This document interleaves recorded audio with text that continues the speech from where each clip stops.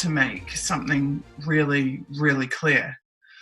If you are anti-war, you must be anti-spies.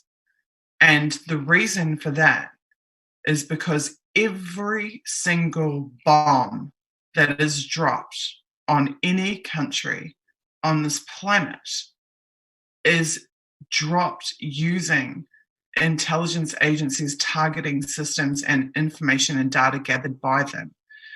There are NSA staff and personnel on site, on the ground, with the operational military personnel in the war zones, and they are using the same targeting systems. They call them the real-time targeting gateway, is specifically what they were using. And there's a number of databases and networks that they use, but every single bomb dropped or military operation undertaken is enabled by this intelligence, transnational intelligence cabal. And the targeting that has been brought home to citizens around the world, the targeting of citizens in our home countries around the world, uses that same military targeting process and the same targeting systems against us in our home territory. So our inability to realize the role of the intelligence agencies in the war zones has ultimately resulted in it not just being about them bombing brown people in a foreign country. It is now our ignorance has led to our own demise.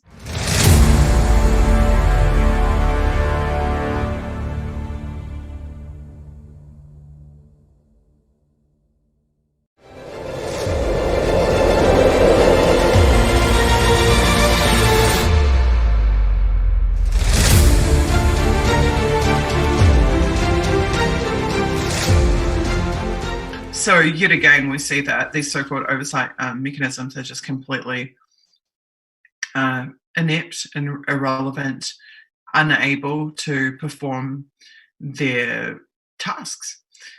They don't have sufficient mechanisms to hold these agencies to account. And ultimately, when these agencies are running roughshod over the court system in the ways that I've already discussed, they're running roughshod over the political system and the democratic system in the ways that we've already discussed, and they are escaping any oversight mechanism, there is only one remaining option, and that is for people to take it upon themselves to organise and to hold them to account. That's it. We know the media is not going to do it. We know the media has been completely infiltrated by these agencies, which is yet another topic for another show. But if the media won't do it, if the political sphere can't do it, if the courts can't do it, and if oversight mechanisms can't do it, it's on you and me, guys. That's it. It's on you and me and all of us. And as far as I'm concerned, I mean, the greatest polluters on this planet are the military. The greatest perpetuators of war on this planet are obviously the militaries.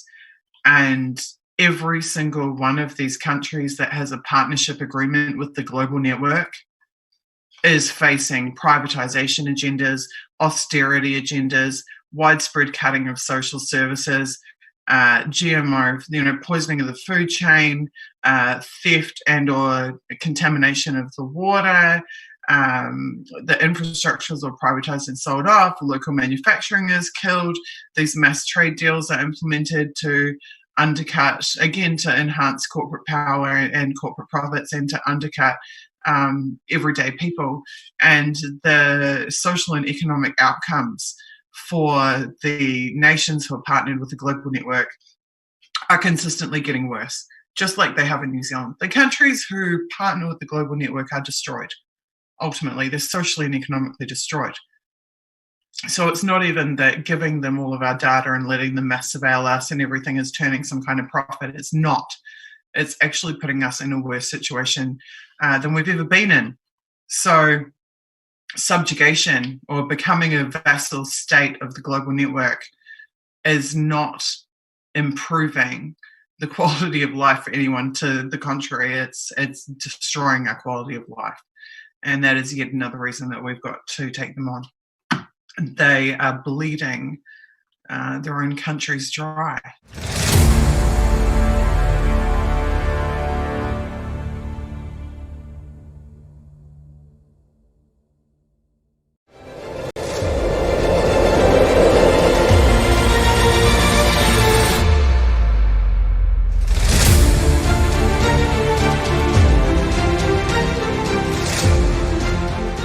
The smear agents rely on social pressure.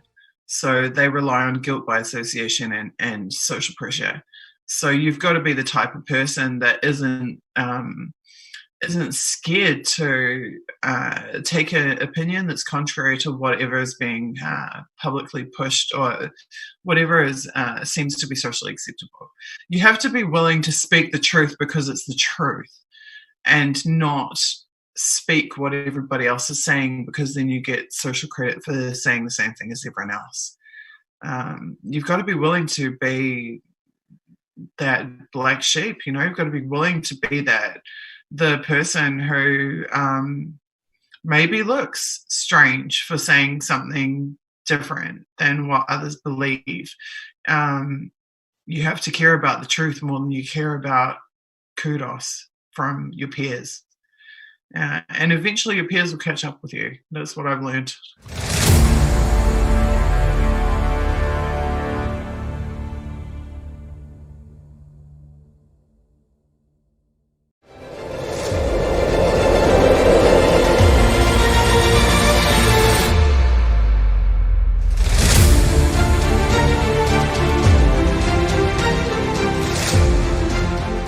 I have come to the conclusion, after years of all of this study and learning everything that I have learned, that those systems have got to go.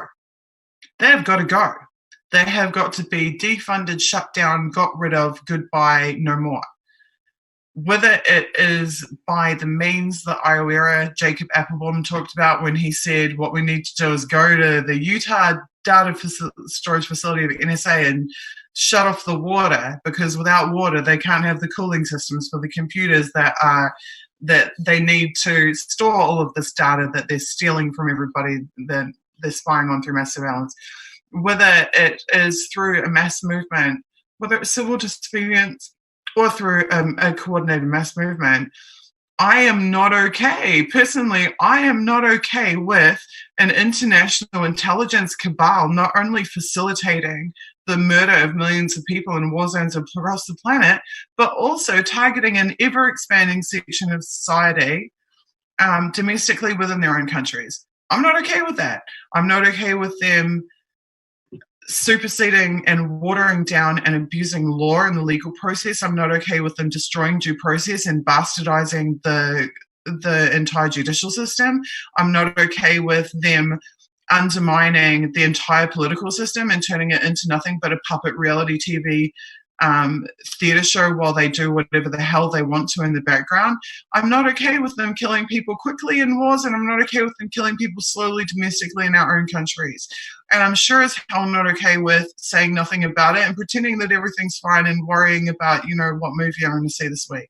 I'm not okay with any of that. And if I'm the only person on planet Earth that gives a shit, I'm still going to sit here and say this, because I'm not okay with that.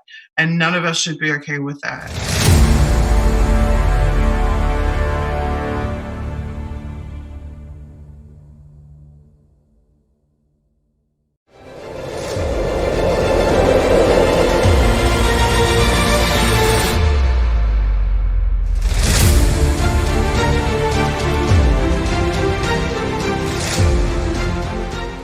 George Bush, I'm old enough to remember him saying the whole world is a battlefield.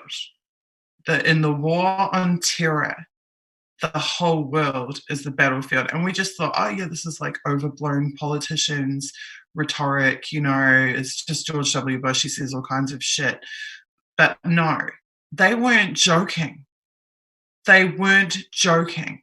Their plan was to have the ability to target in real time any person on this planet, regardless of what country they lived in. And that is what they expanded their systems to have the capacity to be able to do. And that is what they have been doing ever since. And every single year, the problem is getting more widespread and it's getting worse.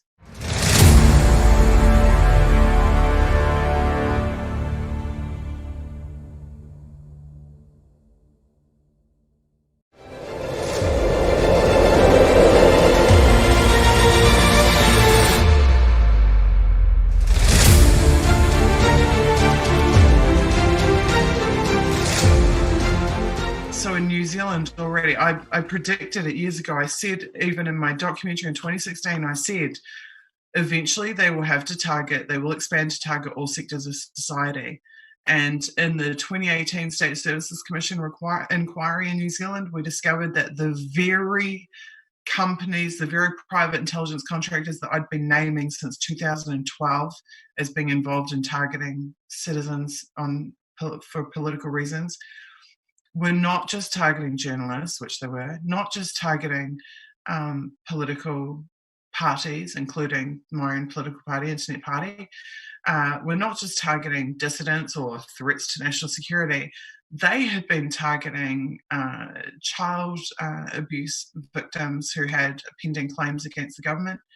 They had been targeting earthquake insurance claimants, people whose homes had been destroyed in the Christchurch earthquake, who had pending insurance claims against the government, or specifically against a government agency called Southern Response, were being targeted and spied on by private intelligence agencies engaged by government departments and paid for with taxpayer dollars. So this is what I mean. There are a lot of people, oh, well, Susie's an investigative journalist and activist, so of course they target her. Well, how about these people are insurance claimants? Does that mean they should be targeted? Does that mean child abuse survivors should be targeted? At what point do we decide to stop victim blaming and start looking at those who are doing the targeting and not those who are being targeted?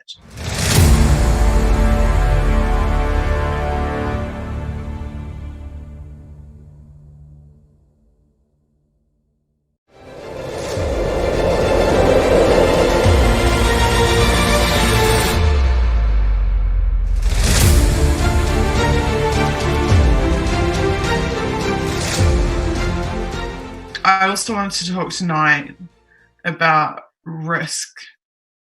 Because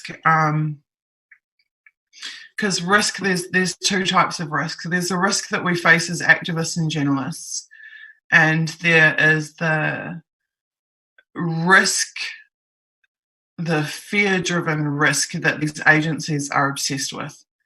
Because the greatest irony is that for all of their trying to instill fear in other people, these agents are really scared.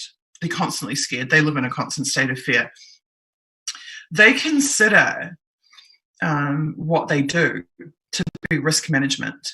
And if you've read an article that I wrote called Glenn Greenwald and the Irrelevance of Electoral Politics, I wrote that in 2014 after Glenn had appeared in New Zealand. And in that, I talk about how one of the principles of business is risk management, and how the intelligence agencies view everything that they do in terms of risk management. The risk, they think of the risk to themselves, and they're constantly obsessed with minimizing risk.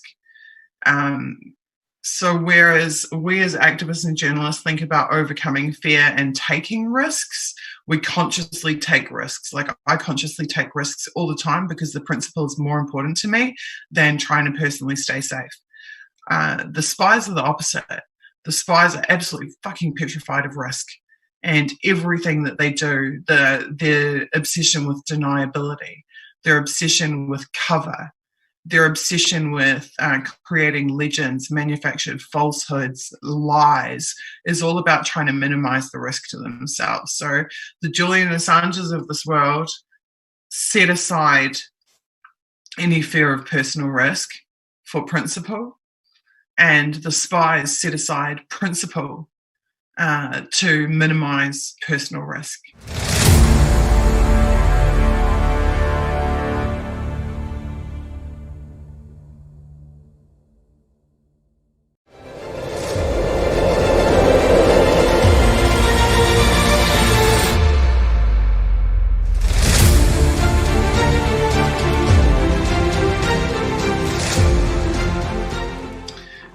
The other thing I keep getting asked this week is, why do I do what I do? Like, why am I doing this? Well, it's pretty simple from my perspective, really. So I'm acting on principle primarily because, like I said, I'm not okay with what is being done, and I'm not okay with just sitting around and waiting for the continuation of it and for it to continue to get worse at the pace that it has been getting worse. I mean, think about it. It's only been like really 20 years that we've gone from, the shock and awe to full on dystopia. Like, it's actually been less than 20 years. And things are not getting better of their own accord. But the other reason I keep getting told, like, oh, you're so brave, you're taking such a big risk. These agencies put me through hell in New Zealand. I tried to talk, I did as much as I could to explain in my 1-hour documentary in 2016 as to what I'd actually been put through. But they consciously and deliberately terrified, and I'd say petrified is actually the right word. They petrified me on a daily basis through myriad means and ways, and they endangered me over and over and over and over again. And the net result of them doing that to me immunized me to it, because you actually can't live in a state of permanent fear. And at a certain point, you no longer have a fair response to the bullies who are doing that to you. It's like every kid who gets bullied and bullied and bullied and bullied, eventually they have that day where they snap. Well, I definitely got to that. It didn't take me that long, really. I got to that and I started thinking, you know what? I don't care if you guys have billions of dollars and I have nothing. I don't care if you guys have tens of thousands of personnel and I have a ragtag team of 6 people in a citizens media team. I am going to fight you tooth and fucking nail, because what you are doing is immoral and unethical and anti-human, and you have no right to do it, no matter how many laws that you write to suit yourselves, no matter how many times you indemnify yourself retroactively, no matter what justification you come up with, no matter how many politicians you bribe or buy, no matter how much technology you develop. You don't have a natural right to any of it. And we do have natural rights as citizens. We do have natural rights as human beings. And that has to count for more than the artificial power that is seized and monopolized by these agencies. And it's going to take us standing up to them and telling them, no, you cannot keep doing this.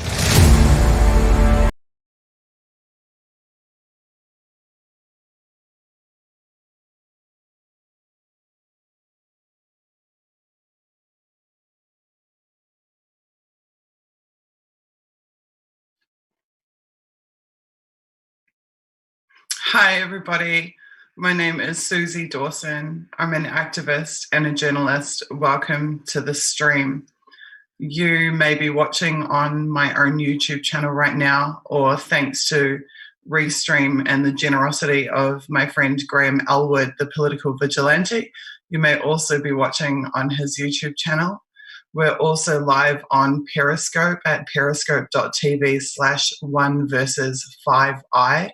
We're live on Facebook Live right now on the 1 versus 5i Facebook page, and also on D Live on DTube. Thank you all for being here. Can you please just let me know that you can hear me okay? I am watching chat on the various social streams, so hi, and just let me know if the sound is coming through, no problem. I'll take it that the many love hearts and clapping emojis that I can see right now means that you can hear me okay. So this series is called opening the Five Eyes, exposing the spies. And we are broadcasting every Sunday night at 8 p.m. Eastern US time. What we're doing is going through my findings from my journalism throughout this decade, really, and examining what the NSA calls the global network. The global network is a transnational cabal of intelligence agencies from over 100 countries on this planet. And we're examining the ways that they spy on us, the ways that they exert social control, the ways that they infiltrate and dominate every aspect of human society. The findings that we're presenting and discussing are a conglomerate of discoveries from the Snowden NSA documents, from the WikiLeaks files, from several WikiLeaks offshoot projects, like, for example, IC Watch, Intelligence Community Watch, which we'll be delving into a lot tonight, and a number of other very credible sources. The findings are based on documents of the intelligence agencies in their own words, the things that they claim themselves to do. And we go through in detail how they're doing it, why it's not okay that they're doing it, and then we try to work together to do something about it. If you don't know about my campaign, which is the One versus Five Eye campaign, you can go and read about it at #1 VS #5 letter I.com, oneversus5i.com. You can also go and follow the @One versus 5i Twitter account, which pumps out relevant info all day, every day. And please go and like One versus 5i on Facebook. Additionally, some of you may know, or you'll learn if you watch the short One versus 5i campaign video on the website, that I'm being represented by international human rights lawyer Craig Tuck, who is also a member of Julian Assange's legal team. I am currently fundraising to fund this campaign in my fight, but also to raise funds to be able to sue the intelligence agencies for the documented breaches of my rights that they have engaged in persecuting me for my journalism and for my activism. So if you would like to donate to help me, to give me the ability to be able to wage that fight against the intelligence agencies in the courts, then our awesome social media team will put the Go Get Funding link for the campaign into the various social media chats. And you can also just hit the donate button at oneversus5i.com. So this stream is a fundraising stream to try to give us the resources to build a really solid movement to take these guys on. So last week we looked at the architecture of the global network. We talked about the 2 eyes, the 3, 4, and 5 eyes, the 7, 9, and 14 eyes, and the 41 and 43 eyes. If you go back on either my own or on Graham Elwood's YouTube channel to last Sunday night, you'll be able to view episode 1. The short videos that you saw at the beginning of this stream are highlight cuts from that stream. So that gives you a little bit of a taste of the types of things that we're talking about here. So the big message from last week that I really want to reiterate is where I said that if you are anti-war, you must be anti-spies, because every bomb that is dropped in every war zone on this planet is facilitated, organized, and processed by the international intelligence agencies. They gather the intelligence that is used for targeting. Their targeting systems are used to set up the capture and kill operations. NSA have staff on the ground with the capture and kill teams in the war zones. And the intelligence agencies, their systems, their technologies, and their processes are what enable war. are what enable targeted killings in war zones around the world. So to be anti-war does mean to be anti-spy. Last week, we also went through the rash of legislation that has been passed around the world, which has enabled these intelligence agencies to spread their tentacles out, not just across war zones, but around countries all around the world. We talked about the war on terror and how George Bush said that the whole world was a battlefield, and how in the NSA's documents we've discovered that they have taken the very same targeting programs that they used in Iraq, and they have extended them so that they can target citizens anywhere in the world, anywhere in this globe. Now, if you've followed my story or any of the happenings in New Zealand, which has had a slew of spying scandals across this decade, then you'll know that in my country, not only were journalists targeted and dissidents targeted and political parties such as Internet Party targeted by spies, but it's been discovered and reported in the public arena that even child abuse survivors who are suing the government for historical state child abuse were also targeted. And not just them, we even discovered that insurance claimants from the Christchurch earthquake were likewise targeted by private intelligence agencies who had been directly hired by government departments. Now, as we've studied the global network, we've seen that any activity that's happening in one of the Five Eyes is happening in all five of them. So we've seen in the UK with the UK #SpyCops campaign that intelligence agents were getting into intimate relationships with activists in the UK and even impregnating them, having children by them, all with fake personas, fake identities. Likewise, we've seen in New Zealand, spy cops, as they're known, these undercover intelligence officers, also entering into intimate relationships with New Zealand activists. So we can see time and again that the legislation that is instituted around the world is a mirror image, like whether it's in Australia or the UK or the USA or Canada or New Zealand, it empowers the spies to do the same things and indemnifies their what should be illegal acts.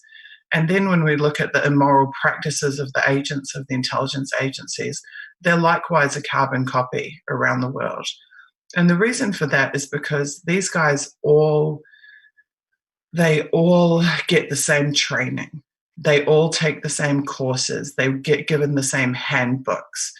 We've also seen the integration of all of their intelligence databases. So we have been able to prove that New Zealand counterintelligence information has been directly integrated into the US databases. And the same with the other eyes or the other what's known as partner agencies in the global network. So these guys are so far in bed together that they're basically operating as a single entity. And when they are operating as a single entity, it is a total subversion of the concept of the nation state. They are supposed to act in the interests of their own countries, but what they're doing is acting in the interests of themselves. And they are the ultimate the ultimate manifestation of globalization. They are, like I said, a transnational intelligence cabal. So last week, we also talked a bit about policies and various policies that have been instituted, as well as the legislation. And we also talked about the lack of oversight. So we know that in the US, the intelligence agencies were actually spying on the intelligence oversight committees. We know from the NSA documents that they set up private corporations to fund their projects with in instances where they couldn't get congressional funding for their projects. And we know that they use liaison officers to restrict the flow of information between the agencies and the oversight committees. So when they're operating with no oversight and they're operating with private corporations to fund their projects and they're operating hand in fist with countries all around the world, they are completely outside of the democratic framework. They are not voted in by the public, and the public can't vote them out. We're told that Trump is a problem, but Trump will be gone in 4 years at least, or less, one way or the other. These intelligence agencies won't be gone in 4 years.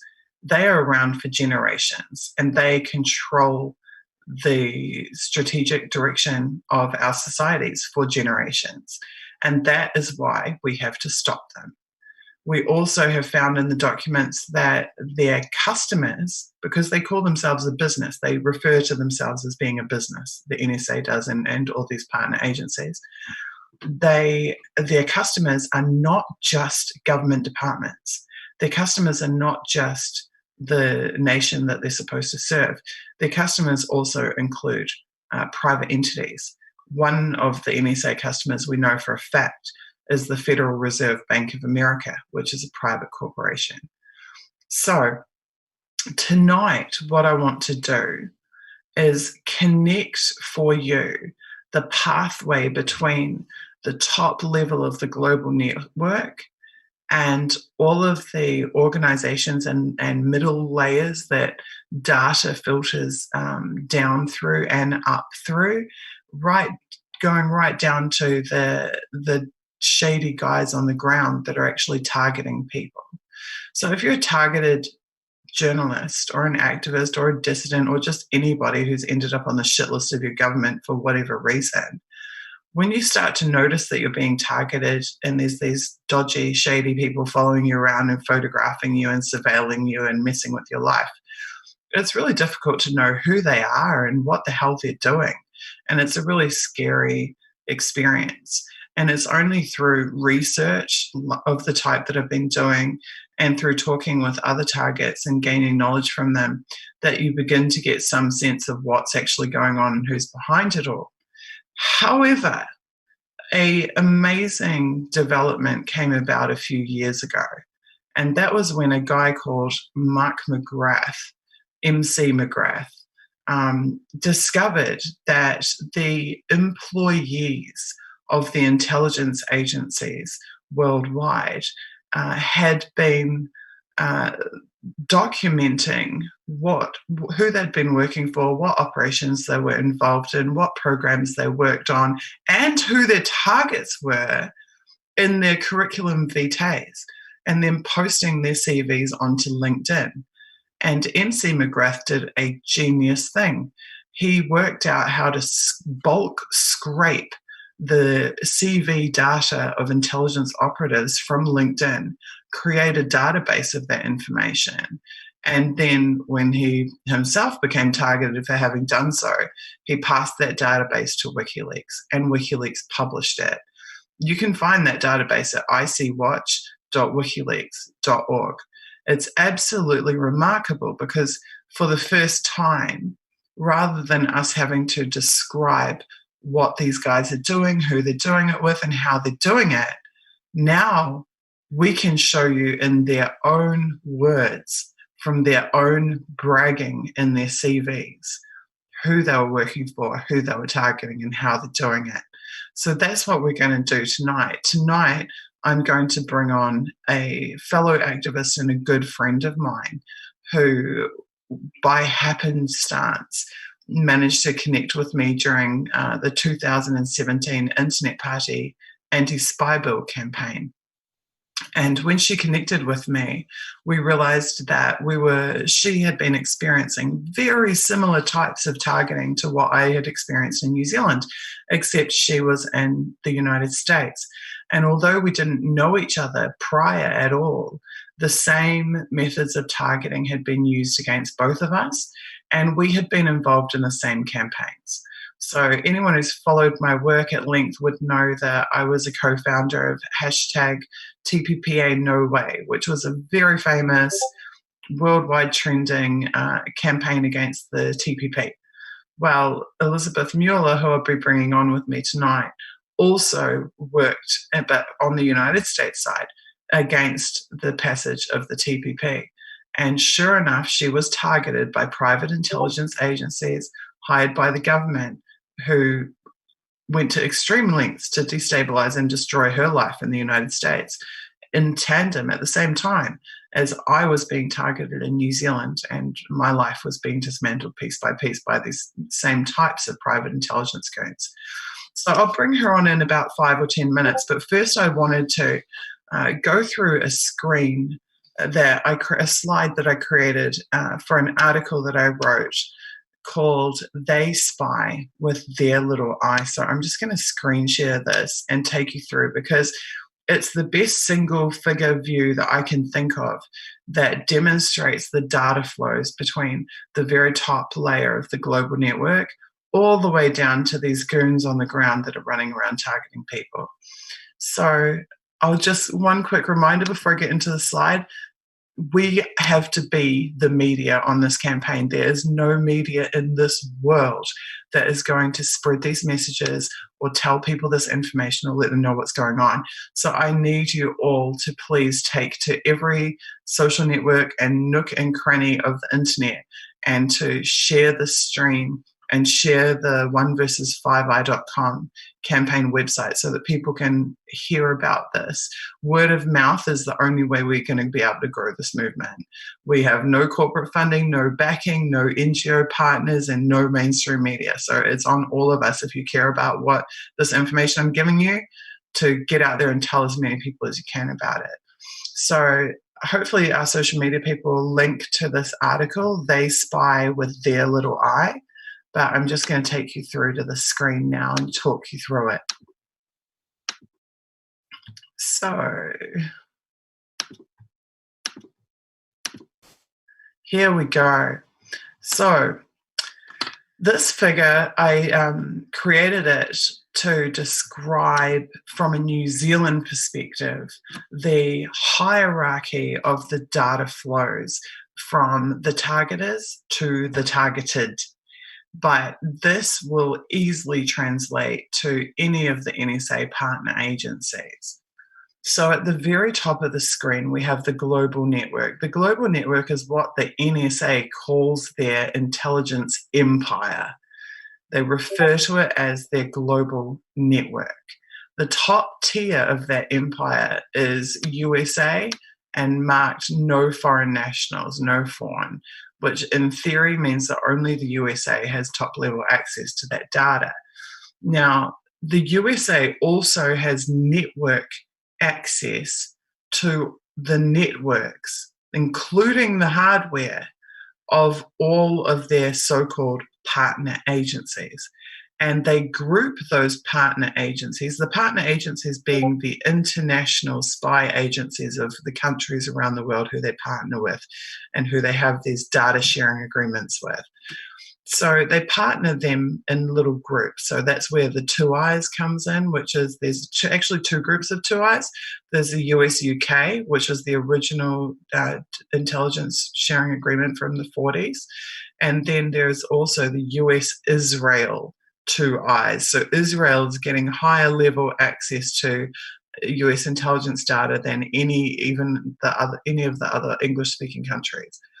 Then there's the 5 Eyes, 7 Eyes, through to 14 Eyes, 41 Eyes. We talked about that in detail last week, so I'm not going to go through it again.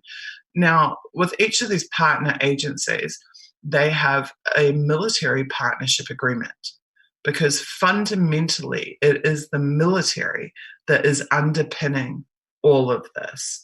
And this is one of the key things to understand is that in the Western world, it is not politicians, it is not parliaments, it is not government that is running the show. It is the military. This is a transnational military dictatorship.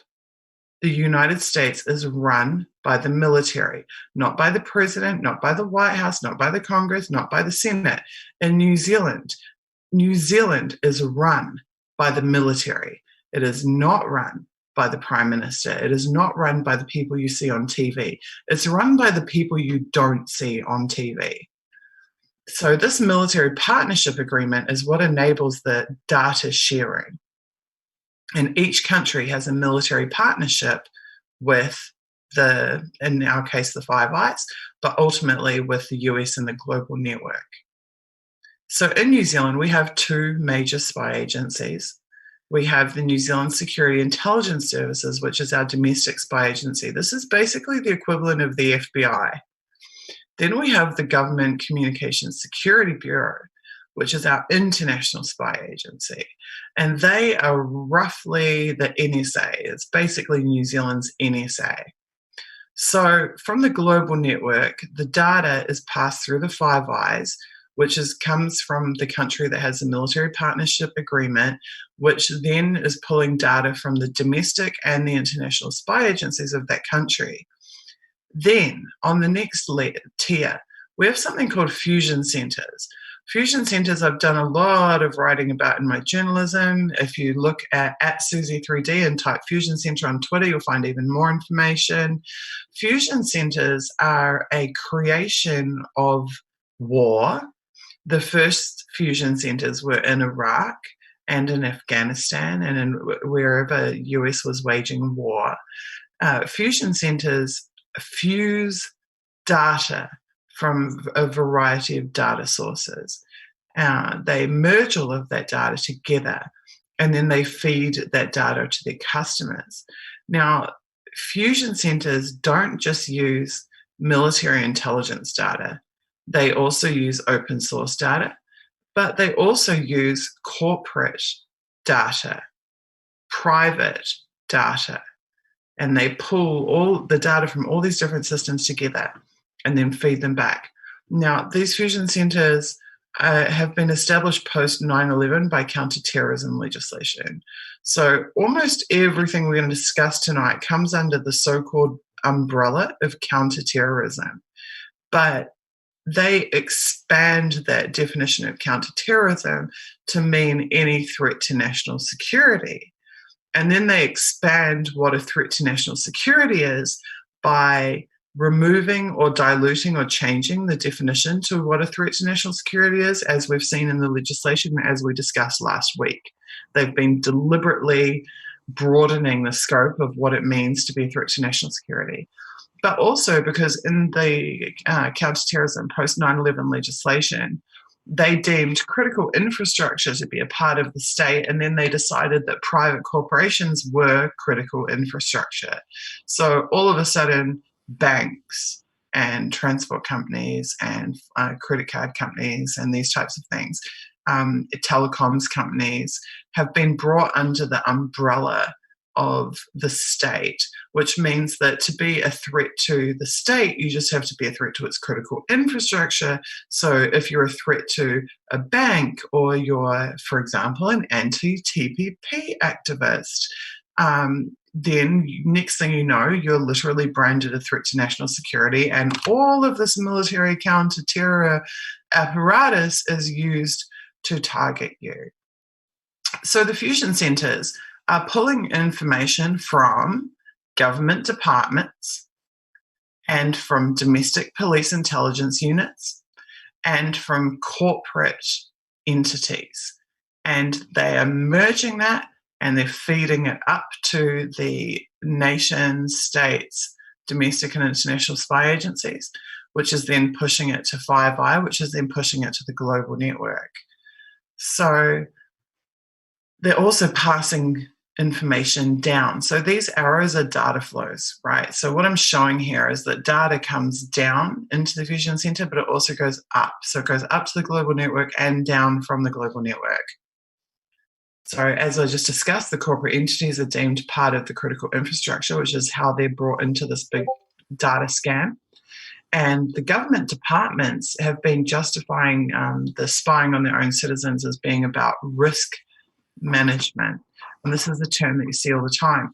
Now, in the case of the big spy scandals that I've studied, where we've literally got, like we've seen reporting on the invoices of government departments hiring private intelligence to target people on the ground, they have been literally putting it on the general ledger as a security expense. and they justify the security expenditure as being risk management. So therefore, the targeting of citizens around the world who oppose some government policy or whatever government activity, we are being deemed a risk. We're being deemed a risk either to the government or to the police and security state or to corporate entities. And then these military inventions, these fusion centers, are trading in our data and pushing them up through the military networks. So the fusion centers, I should mention, although they started in Iraq and Afghanistan, they were propagated right across the domestic homelands of the Western world. So there are fusion centers right across the US, but there's also international fusion centers. So this is a military initiative that has been brought to the homeland, which is a total violation, obviously, of human rights and of countless historical principles. So then the domestic police intelligence units and the government departments and corporate entities, they don't like to do dirty work themselves. So what they do is they hire private intelligence and private security contractors. And those contractors are the ones that actually have teams of people that go and stalk and target and interfere with and sabotage and destroy the lives of whoever is deemed to be a risk to the state. They are literally billing the government.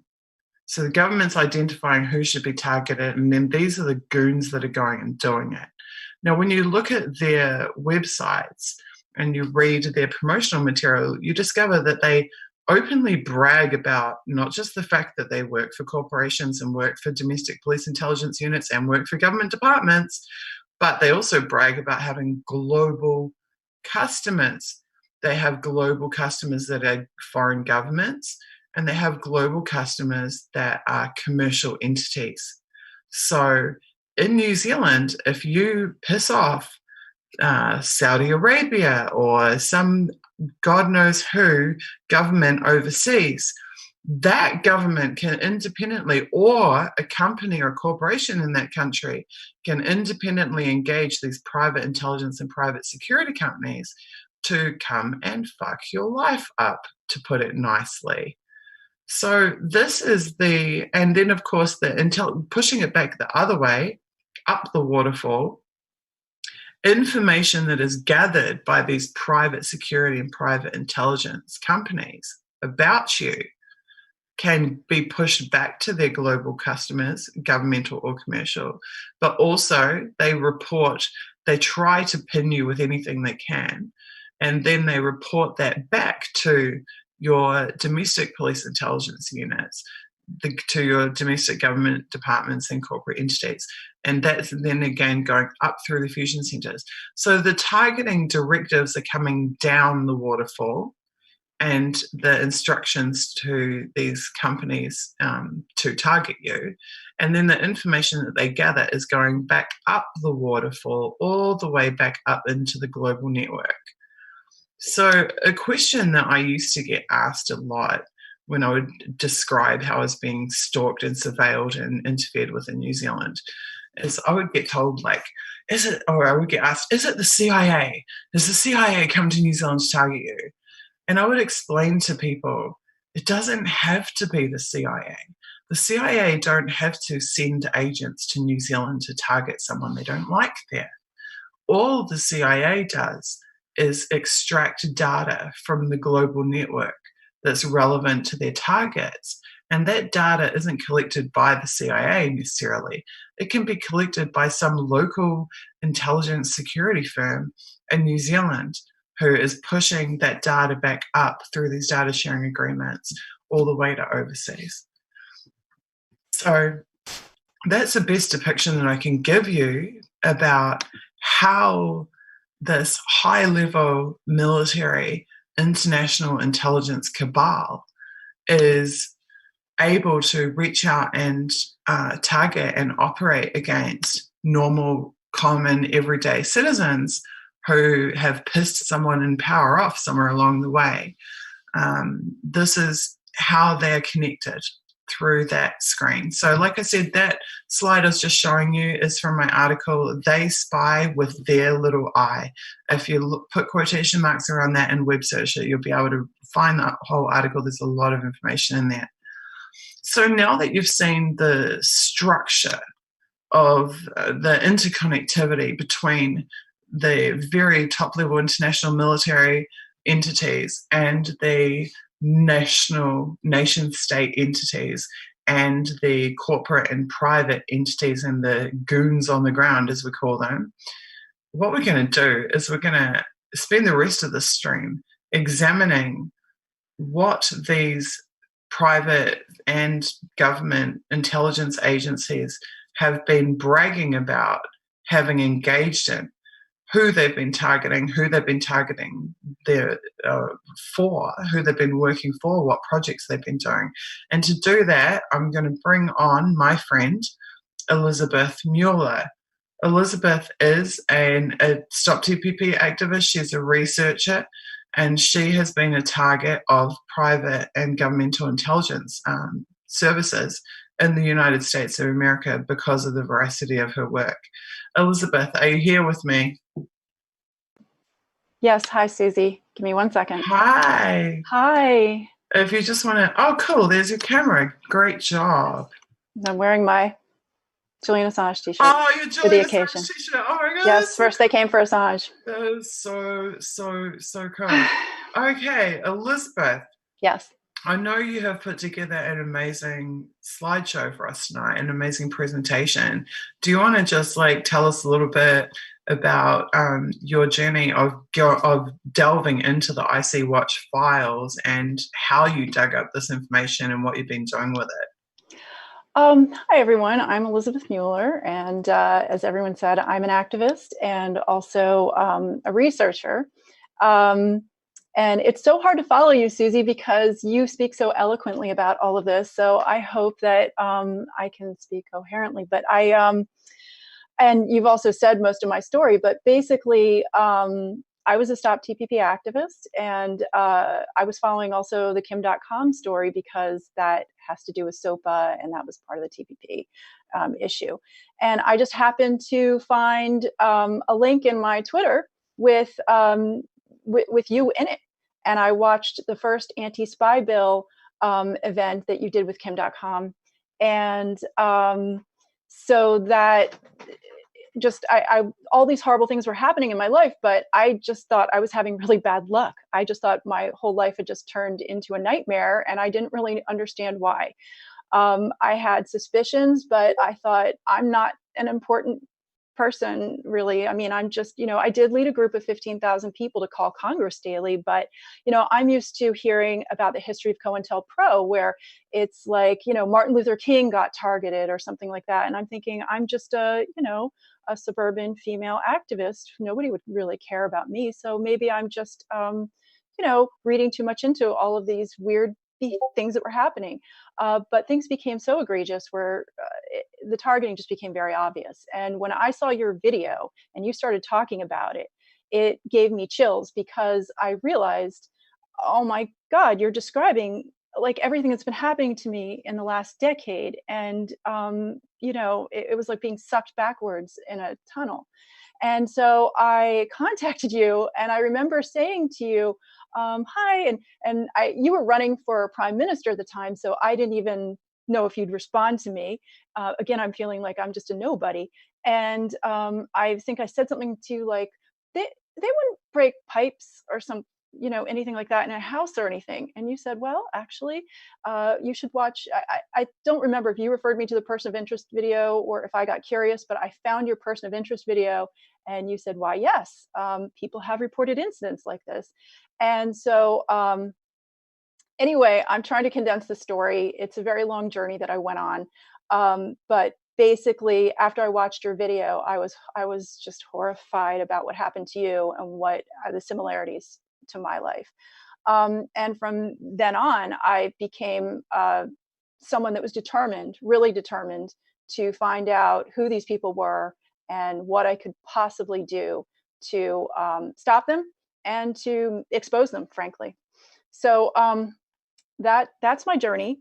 I'm So trying to just think. to recap, Yeah, so you're having these crazy experiences. You're being stalked by people you have no idea who they are, what the hell they're doing to you, or why. And then you discover that someone who's been involved in exactly the same types of activism as you, but is in a totally different geographical location, who you don't personally know, is reporting having exactly the same experiences as what you're going through, right? So exactly. that in itself is really validating. It's a really validating experience to discover that this is happening to someone else, and that you're not crazy, you're not dreaming it up, but actually this is a methodology that's being applied around the world to many people. But then there's the next step, and the next step is where not only is it being validated for you by a fellow target, but now you're discovering evidence from the people themselves who've been targeting Yes. activists. So tell us a bit about that. Tell us about you finding the IC Watch database, and about how you came across the information that you're about to give us in the presentation you're about to give us. Okay, I'm trying to recall because I've been on such a long journey and every day something new happens. But I think you may have put it in an article or made a reference to it. And I thought, oh, this is really interesting. You can just do little search words at the top. I'm really curious about certain things. And I think one of the first things that I put in there was, oh, are you there? It just froze. Stop video. Are you there? It's fine. I'm fine. You keep going. Oh, okay. Okay. Sorry about that. So, I think I put in surveillance role player, and I couldn't believe how many hits I got. And so I started realizing that there were search terms that I could look up in articles that I'd read about with targeting, even though in the beginning I didn't know what to call a lot of these things. So, anyway, I just started learning more and more about IC Watch and realizing that that this could be the key to going from, feeling like I always have to explain to people in my surroundings like what's really happening. And I felt I actually was fortunate because I knew some people who had some military experience. So when I talked about it eventually, I did feel supported by other activists and other people who had some knowledge. But um, I was getting isolated in my day-to-day life with what these groups are doing to target me, and it was extremely validating and healing for me to realize that um, this is not my imagination. This is very real. There are targeting programs. There are people that are working in teams. They do go out and take your picture. They do go out and try to destroy your property. They do break in. They do, etc. And I have the proof now, so I can no longer fear what they try to do to us, which is what they try to do is make us all feel like we're conspiracy theorists, right? Like that's the thing that they always want to do. So let's blow that apart. I'm keen Right. to completely blow it apart, because once you see Right. these slides, nobody can ever call this conspiracy theory again. Right. It's So conspiracy fact. why don't you share screen and get started on taking us through this? Okay, I'm a little new at Zoom. Bear with me, and please, Susie, speak with me as we go through this because I'm sure you'll have a lot of wonderful things to add as we go along. Okay, let's see. Share and okay, Desktop one. desktop one, Mm-hmm. and And share then screen. share. Did it? What happened? No, that is your desktop. You need to open your file. Okay, open my file. I'm so sorry, everyone. Yes. And full screen it. Okay, full screen. I may need some technical help. I apologize. Okay. Share. Just the green button on your keynote. Okay. Let's see. Desktop. Hit the green button on your keynote, on the top left of your keynote. Top Green left. circle, so that you can full screen your. I am so sorry. It's all right. I knew this was gonna happen. I knew. You Okay. have breathe. You have a red circle, an orange circle, and a green circle on the top left of the program. Hit the green circle. Okay, green circle. Yeah. Bingo. There we go. Nice. Okay, thank you. I don't know if you can see me. I was going to put on my glasses because some of these are hard to read without them. But anyway, so okay, what do we have first? The intelligence cycle. I was really impressed. I started watching a lot of videos about that MC McGrath put up, who is the person, one of the people at IC Watch who originally created all of this database of CVs. And what he said was there's a lot of open source information out there. And what I started doing is Googling handbooks. And he certainly was right. There are a lot of handbooks out there. So if anyone else wants to do research, definitely start Googling those military handbooks. But anyway, I found this. I thought it was a good way to start. This isn't part of IC Watch, but it's called the intelligence cycle. And let me see. If I do play, will this, let's see. Okay, can you still see it? Yes, we can see it. Totally fine. Okay, so anyway, this shows you how, I mean, it's mind-blowing how many people are involved in targeting one individual. And it's quite terrifying, actually, that they have, I mean, it's like a full-scale military operation. They have planning and supervising is the outer ring. They have the groups that go around and there's somebody directing these operations. They can be psychological operations. They can be, physically breaking in operations. They can be sort of smearing people and doing, or stalking their mail, etc., which we'll get into. And then what they do is it's called the collect. So it's like if they break into your house or something, they report back what they found, or if they break into your car, what did they find? Or if they put in cameras, they want to collect information and they want to always be learning more and more and more about you and how to control you, basically. Then the information gets processed. I guess it gets disseminated, it's disseminating and they use it and they disseminate it back to the team.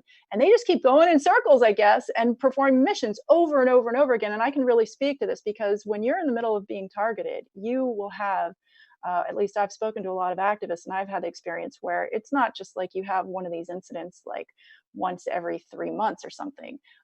It can be very constant and you'll have people all day long pestering you in all different ways. So, okay. Anything you want to say about that, Suzie? No, I think you're doing fine. Okay, next. Intelligence cycle using IPB, intelligence preparation of the battlefield. Again, you can just look this over really quickly. It just shows you more about how just in depth this whole process is. And, there's always this emphasis on the enemy. One thing that I found really striking, although I think I took this out of my little presentation because I had so many slides, but they're always referring to people as the enemy, and it's not just a foreign enemy anymore, it's domestic enemy. We're always enemies. So we're always, it seems, being surveilled and considered guilty before proven innocent. For, I guess, to line their pockets or whatever it is they're doing. But so, okay, next. Goals of the security agencies. This is in their own words.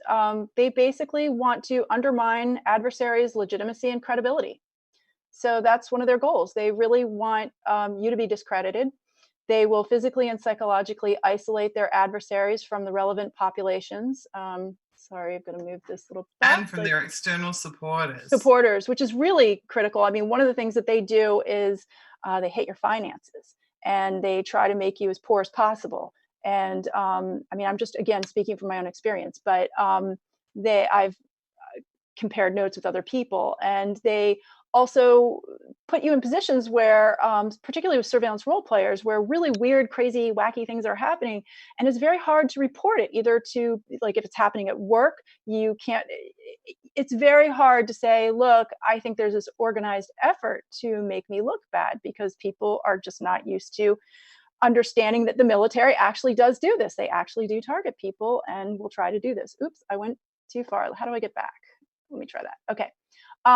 They seek to boost their own legitimacy and credibility to exercise authority over the same population. What I think that's about is more like the media.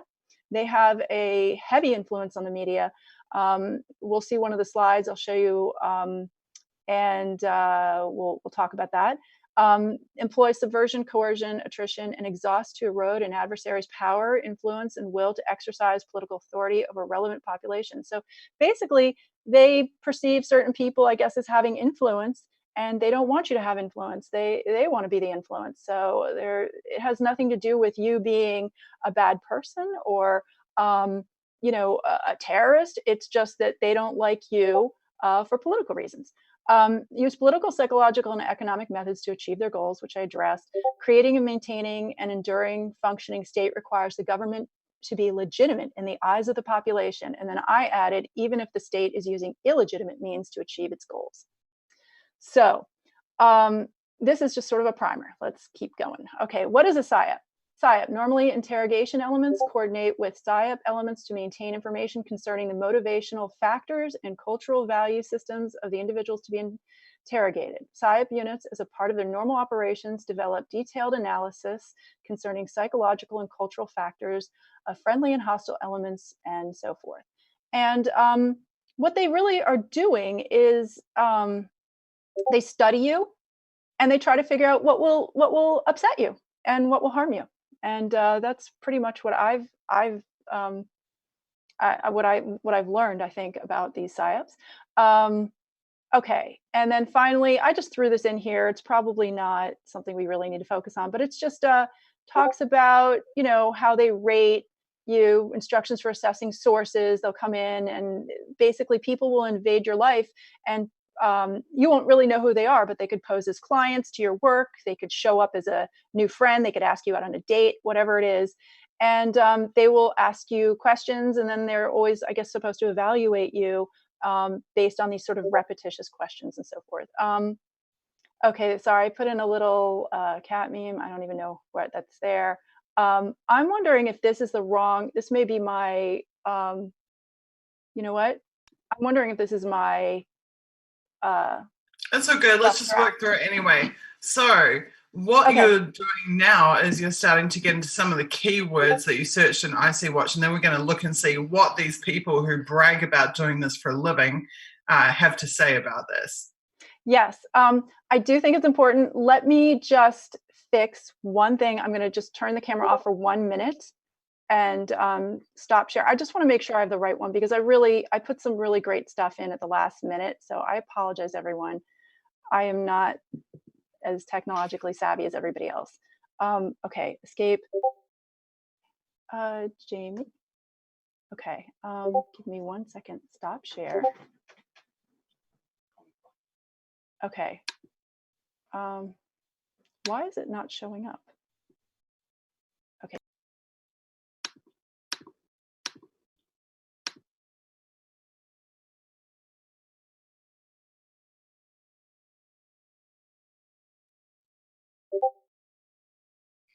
Okay, well, while Elizabeth sorts out her version, the correct version of her presentation, I just want to say thank you to the dozens and dozens of people who are live tweeting the stream right now. I can see your tweets going out. It's absolutely phenomenal. I can see hundreds and hundreds of comments in the YouTube chats in both channels. Thank you so much. We have an amazing social media team, an all-volunteer media team active across all the different social media platforms right now, engaging people.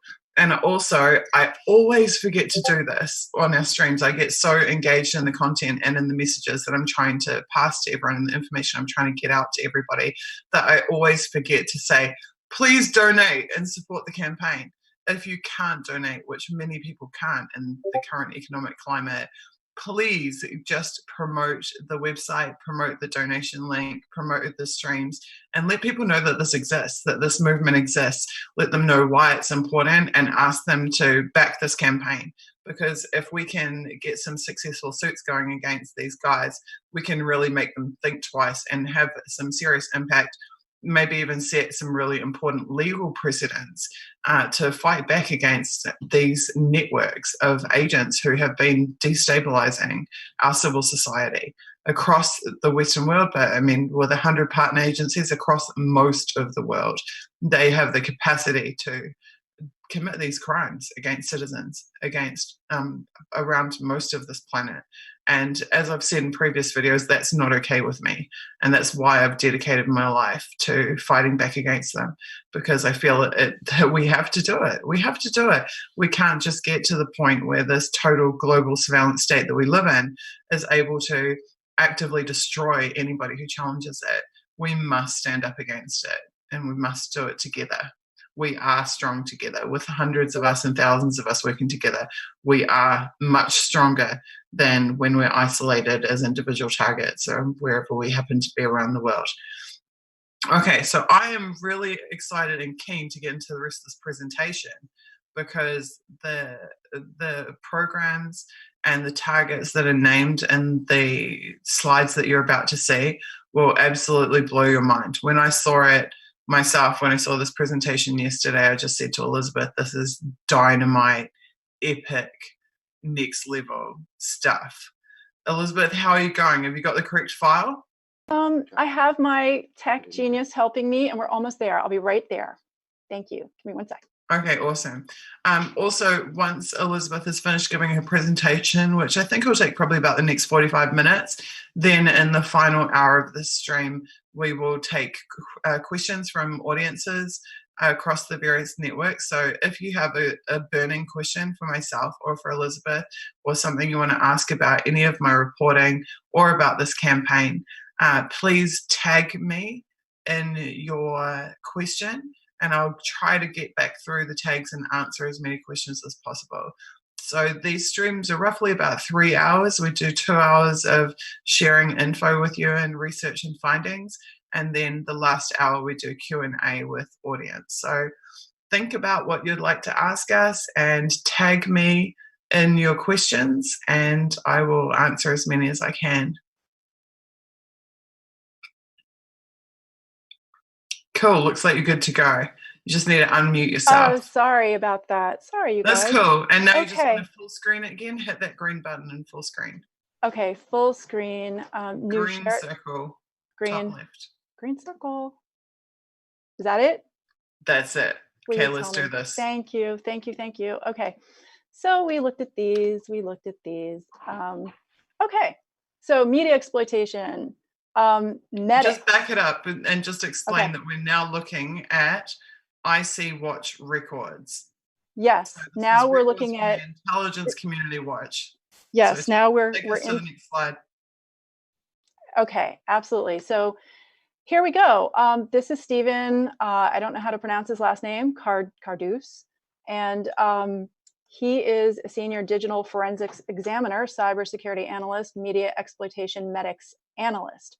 What I found really interesting about this particular slide is that, well, basically when I put media into the top search, over 20,000 hits showed up. And what this really told me, I didn't put in all of my slides. I think another time we can really focus on media. But the main point that I want everyone to see is just that these security agencies see the media as a something to exploit. So let's just go over this again. So media exploitation is what is written here in this guy's CV, right? Yes.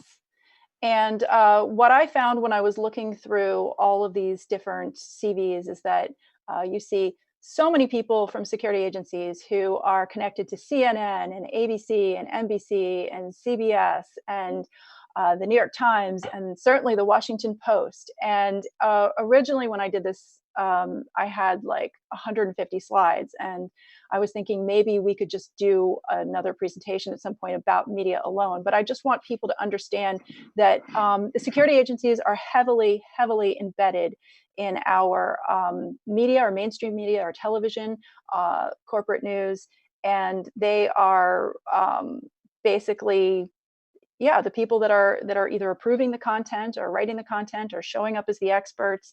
And I would love at some point if somebody wants to do an analysis of, a breakdown of how many people are actually working, say, at the New York Times versus how many people in the security agencies, and just this database alone. Because remember, this is not a database of all security agents everywhere on the planet. This is just a small selection of people that put their CVs on LinkedIn. So anyway, I don't know if you wanted to talk more about this, but I can keep going if you'd like. Let's move through it because there's a lot to cover. Okay, fusion centers. You were talking about those earlier. This is Richard Pyle. He is from Washington. He served as a professor of political science while teaching at security policy. So a lot of these people will be embedded in our universities. He's an his previous, that was his current role at the time of his CV, but his previous, immediately prior to being a professor of political sciences at a university, he was in fact an instructor of intelligence analysis to various organizations within the intelligence community, including Department of Homeland Security, ICE, NSA, FBI, DEA, EPA, and fusion centers and state police. Yes, I mean, it's astounding how many different different parts of the security apparatus, I don't know what to call it, network, is involved in these targeting programs. So the fusion centers appear to be where a lot of this information is gathered and disseminated about people that they are interested in. Here, finding persons of interest in using social media in fusion centers. So here, we have someone who assists in background investigations through query law enforcement databases and social media platforms. So everyone should be very well aware, not like we didn't suspect it already, but they're really trolling our social media constantly and looking for people that they think are behaving badly.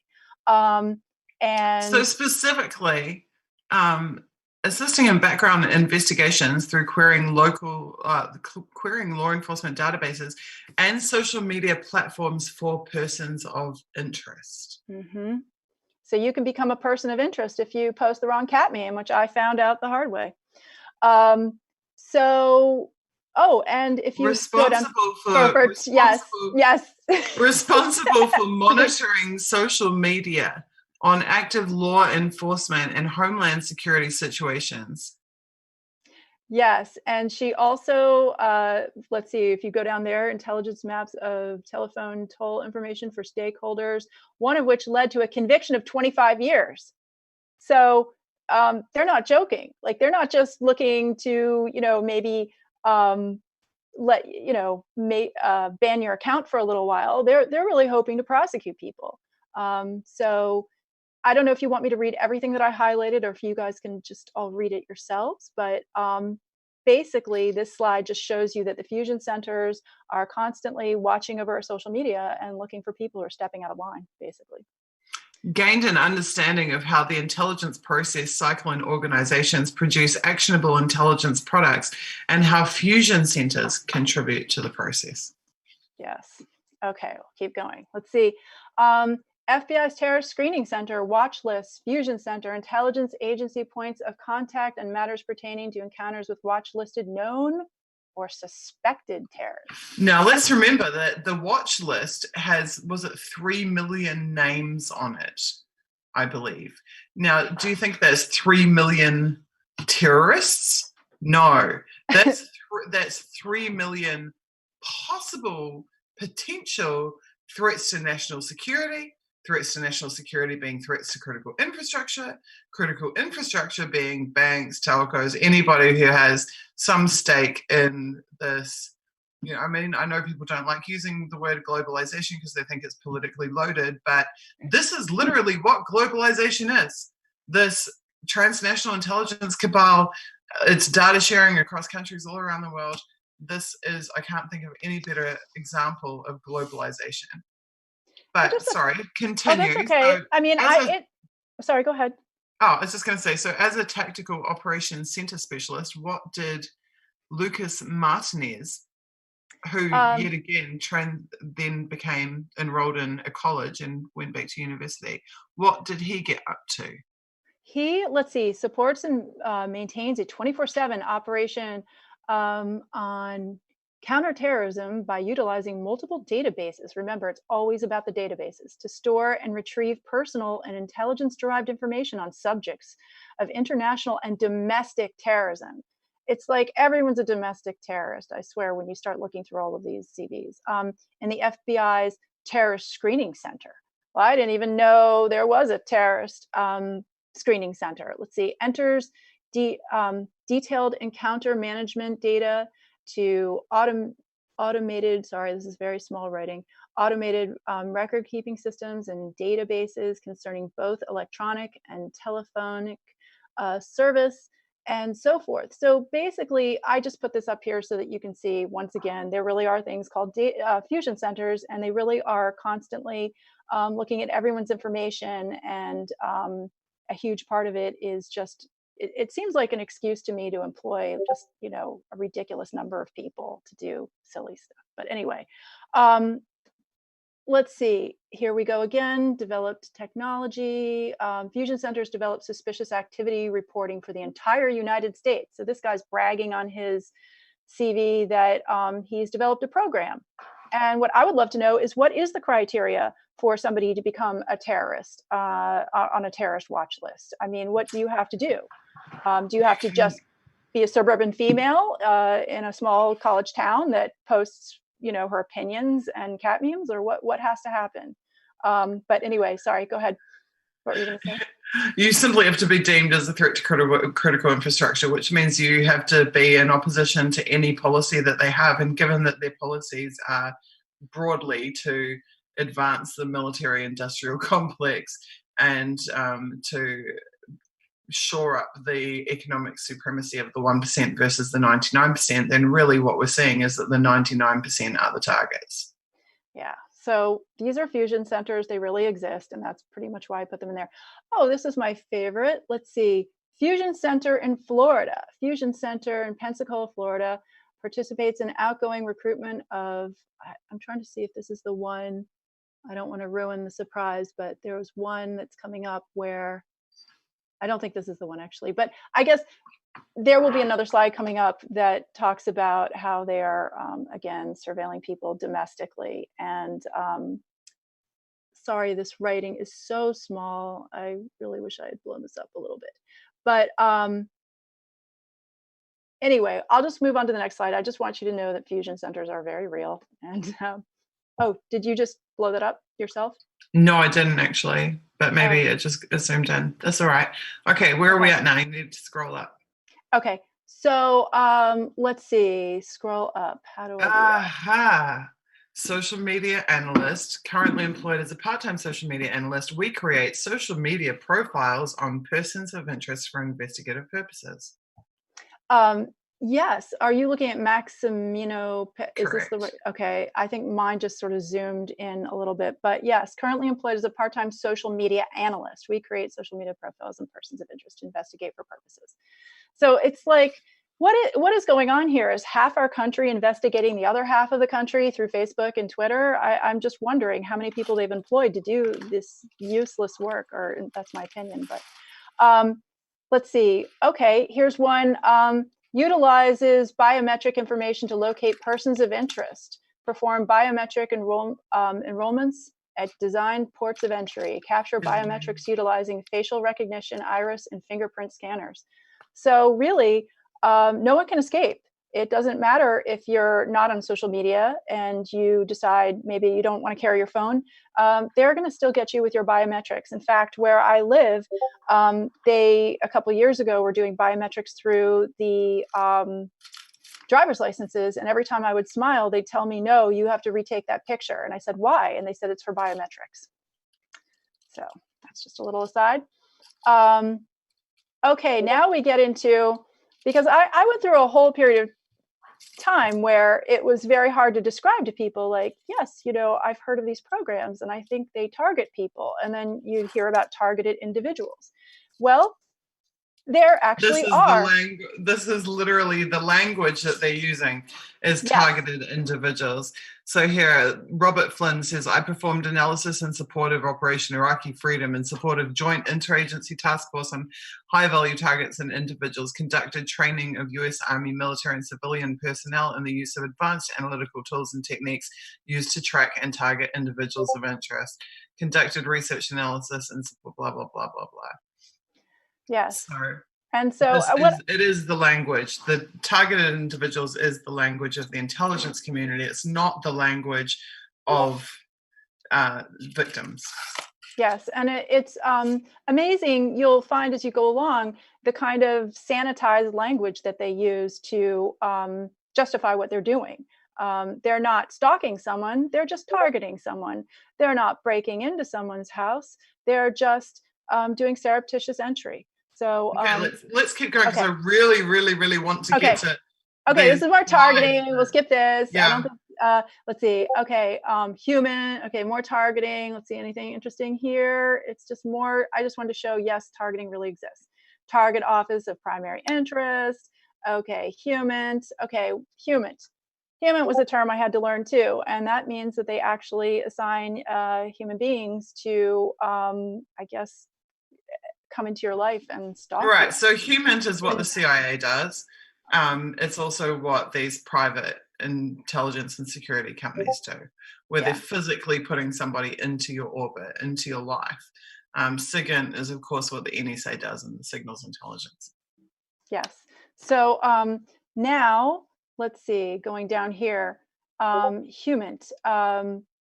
Let's see. Let me ask you a quick question. Is there a way it suddenly increased in size for me, so I only see half of my slide, I don't see the top? Is there a way to... You just use your arrow keys to scroll up. Okay, scroll up.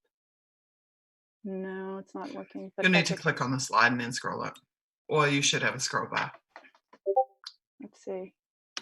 That's weird. Okay, sorry about this, you guys. Okay, well, this is 6 years of experience in intelligence analysis and human targeting. I just thought this was interesting because you can take all these courses in targeting, and I was even thinking I'd want to take one myself so I could learn about what they're doing. Psychological operations. I find that just about every single targeting venture has to do with psychological operations. And so this is sort of from one of their manuals, and they always talk about... You can see there as they talk about the phases. So phase one is they have a preparation phase before they even begin doing this to you. And then they plan their initial contact with you. And then they plan the infiltration that they're going to undertake and to gain intelligence about the organization, or in your case, your Stop TPP core team. So this is something that's very carefully planned.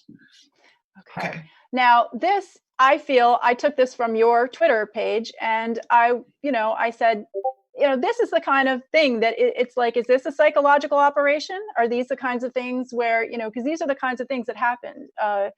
People have come home and they find... So just to give some context to that, that is the initials of my children written in blood on my elevator wall.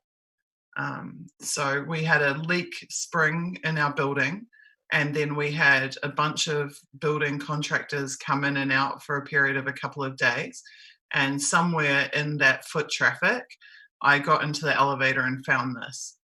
So absolutely, that was a psychological operation. Yeah, absolutely. And it speaks to a lot of the things that you had made references to, where, and I know that I've had experiences with where people are coming in and displacing things like your underwear, or cutting things up, or moving around things, or making you end up being a subject of repeated break-ins, but they don't physically steal something specific. They just do little strange things, or they injure your house all the time. So you're either spending a lot of money in repairs, or you're constantly feeling violated. Okay. PSYOP, highlighted accomplishments for the execution of the only deliberate plan for positioning PSYOPs forces in Louisiana for Hurricane Katrina. Okay, I thought this was really interesting. What are they doing, PSYOPs in Louisiana, for the Hurricane Katrina? Like, why haven't those people been... That is extremely interesting. Yes. So now because we get into it, people. Here we go. A major battalion's operations officer, military information support operations Mhm. in a hurricane zone. Mhm. I mean, these people are victims already of having their whole lives destroyed by floods, and why is the military going down there and doing psychological operations? And when you go back and you refer to what their goals are of discrediting people and making them feel, isolated, and I mean, these are people that needed support. What kind of what justification could you possibly have for doing a psyop down in during the Katrina? I don't even understand that. So I'd love for there to be an open investigation for that. But anyway, um, so moving along. Okay, this is my favorite. It's my favorite because I had the experience of sometimes you try to tell people like, look, I think people are breaking into my house. And in fact, I documented at least 8 break-ins in about a 2-month period. And, it's very hard for people to conceptualize like, wait, you're trying to say that there are people that systematically break into your house, and you have to even question yourself and be like, oh yeah, it's looking like it. Well, now we have the proof, Susie. It's called, apparently I found an article, they can call it either a black bag job or surreptitious entry. And this is from an article I found. It's called "The CIA's New Black Bag is Digital." When the NSA can't break into your computer, these guys break into your house. Now, this particular article was about going in and breaking into people's computer networks and stuff like that. But still, we get into it, and here we go. So then I took that article and I started putting in surreptitious entry to see if anything would pop up, and sure enough, a whole bunch of things did. So this person is what is this person? Contact instructor, and he does planned, organized, and conducted technical surveillance, including vehicular and foot surveillance. What's he doing with vehicular surveillance? Like, is he going in people's cars? Surreptitious entry. So now that we know the definition of surreptitious entry, it's appearing as though they're doing, it says covert camera installation. So it looks like possibly these people are going into people's homes and installing cameras without other people knowing, or possibly going into their cars and doing that for surveillance purposes. And Right. So we talked about this a little bit last week, and that's that in New Zealand, they passed legislation to enable them to perform domestic visual surveillance. So, yet again, this is their term for planting cameras inside your house to film you inside your domestic dwelling. They call it domestic visual surveillance. Now, as if that isn't Orwellian enough, I mean, literally Orwellian, they then made it so that they could do it without a warrant. And then that they could use the material that they gained from doing it without a warrant to apply for a warrant. So they're making it legal after they've already performed the surveillance inside your domestic dwelling. did they just recently find out that there was a spy agency that had planted cameras in the Ecuadorian bathroom? I mean, some of these, Absolutely. and so yeah, Absolutely. Julian Assange was in the Ecuadorian embassy, and an article just came out that it wasn't enough. They put it in the women's bathroom. I mean, Julian Assange is not a woman, so what are they really trying to see in a women's bathroom? And Absolutely. And the legislation in New Zealand around domestic visual surveillance doesn't specify what rooms of the home that they can or cannot put it in. So, right, yes, it can be in your toilet, it can be in your bathroom, it can be anywhere they like shower. inside your house without a warrant. Yes. I mean, I think it's just disgusting. And when you hear, like you and I have discussed, it seems like there are a lot of women in particular who tend to have this kind of constant harassing, um, surveillance where everyone's always following us around. I mean, not that the men don't either, but it seems like it's constant. And it just seems like these people are a bunch of perverts, to be honest with you. Okay. Let's see. Senior counterintelligence agent, close access team lead. Okay, this guy's a lead. Vulnerability assessments and physical security. Again, here we go. Surreptitious entry provides physical and technical surveillance, reconnaissance, surreptitious entry, human exploitation. I looked at that and I said, "What is human exploitation? That's kind of a weird term." And then let's see. Did I put my slide in about that? No, if I did. Well, here it is. Department of the Air Force and Navy have limited human collection ability. So basically, they have teams, and I just wanted to know more about that, but it just seems like, again, they're just basically there to violate our rights. Going back, uh, we already looked at that one. I think that may be similar. Okay. Yeah, and it's another one referencing, I like this one because it has vehicle entry. Like he's just saying, like, I was in your vehicle. And this is particularly disturbing for me because I've had multiple instances where, in fact, I'm without a car right now because my car was, I think, most likely destroyed, but I was having constant damage to my car. And sometimes the damage to my car was potentially life-threatening. So I don't like. I've got to say that is a consistent theme across all of the targets. Yes. So I can speak about half a dozen cases that I know of in New Zealand where vehicles have been tampered with. My vehicle was tampered with repeatedly. I had a car fire at one point because of tampering. I had them constantly threaten me with other vehicles when I was in transit. I was boxed in by vehicles. I was forced off the road, or nearly forced off the road. They attempted to force me off the road in vehicles. My car tires were repeatedly punctured. Other activists have had their car tires, the air let out of them, and or puncturing of car tires, and or interference with brake lines. Absolutely, they go after your vehicles without any shadow of a doubt. Yes, I mean, not to like plug my video, but I did make a YouTube video. It's like the only other video I've made because I always have stage fright. But anyway, I made this video, and I had 4 flat tires in 4 different rental cars on 2 different coasts in 4 consecutive weeks. And this was right after someone was taking my picture with like a zoom lens and harassing me. So I'm very upset to know that security agencies think that they have a right to enter my car without me being there and to do. And then that they brag about having done so on their CV so that they can get their next job targeting somebody else. Oh, it gets worse. Look at this. Classes. They take classes on it. Look, topics will be covered. Subtle mechanic entry overview. Don't you love the language that they use? Lock picking and locking mechanism bypass. Pin into. I mean, they're not. These are not locksmiths. You know what? What are we? I mean, do we have any human rights at all?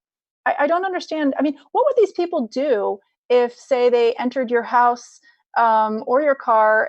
Well, it would be hard to do in your car, but like, say someone enters your house and you're not expecting them, and people have a right to defend themselves. I mean, have any of these people been hurt? I don't understand how they can just get into. I guess they have so much surveillance that's a rare occurrence, but you know, what if somebody left a child behind or something? It seems sick that these people are allowed to do this. Okay. And then finally, there's also a counter surreptitious entry course, which I would like to take actually. But anyway, that's no, that's just basically how to counter these people breaking into your house. But I guess they're so paranoid. They know that they're doing all this horrible stuff. I guess they have to learn the antidote so it doesn't happen to them too. It looks like they're paranoid of the same thing. You know, they can dish it out, but they can't take it. You know, they're fine with breaking into other people's houses, but they want to make sure it doesn't happen to them. Okay, here's another one. This was sourced from Indeed, and this was an ad that I found. I started looking up advertisements to see, you know, is this a really thing? And here, this one, they call it conduct intrusions. I think we need to explain about surveillance role playing and what it is really important. Okay, that's coming down here. I'm almost there. Let's see. Well, do you want to skip this? This is the mail covers. John Kiriakou was talking about how they can tamper with your mail without a warrant. You can see that at the end. And here are a bunch of CVs where it's mail covers and mail covers, mail covers. Oh, here's one, medical records. They get to go through your medical records. Why would they want to go through your medical records? What would they be doing with your medical records? That's disturbing.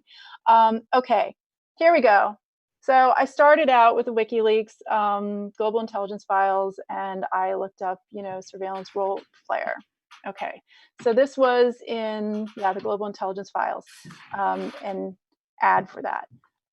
There again, all of these ads for surveillance role players. Okay, so do you want to tell people what that is, or should I? Go for it. Okay, surveillance role players, as I understand it, are people that are hired to be actors, and they can do a number of things.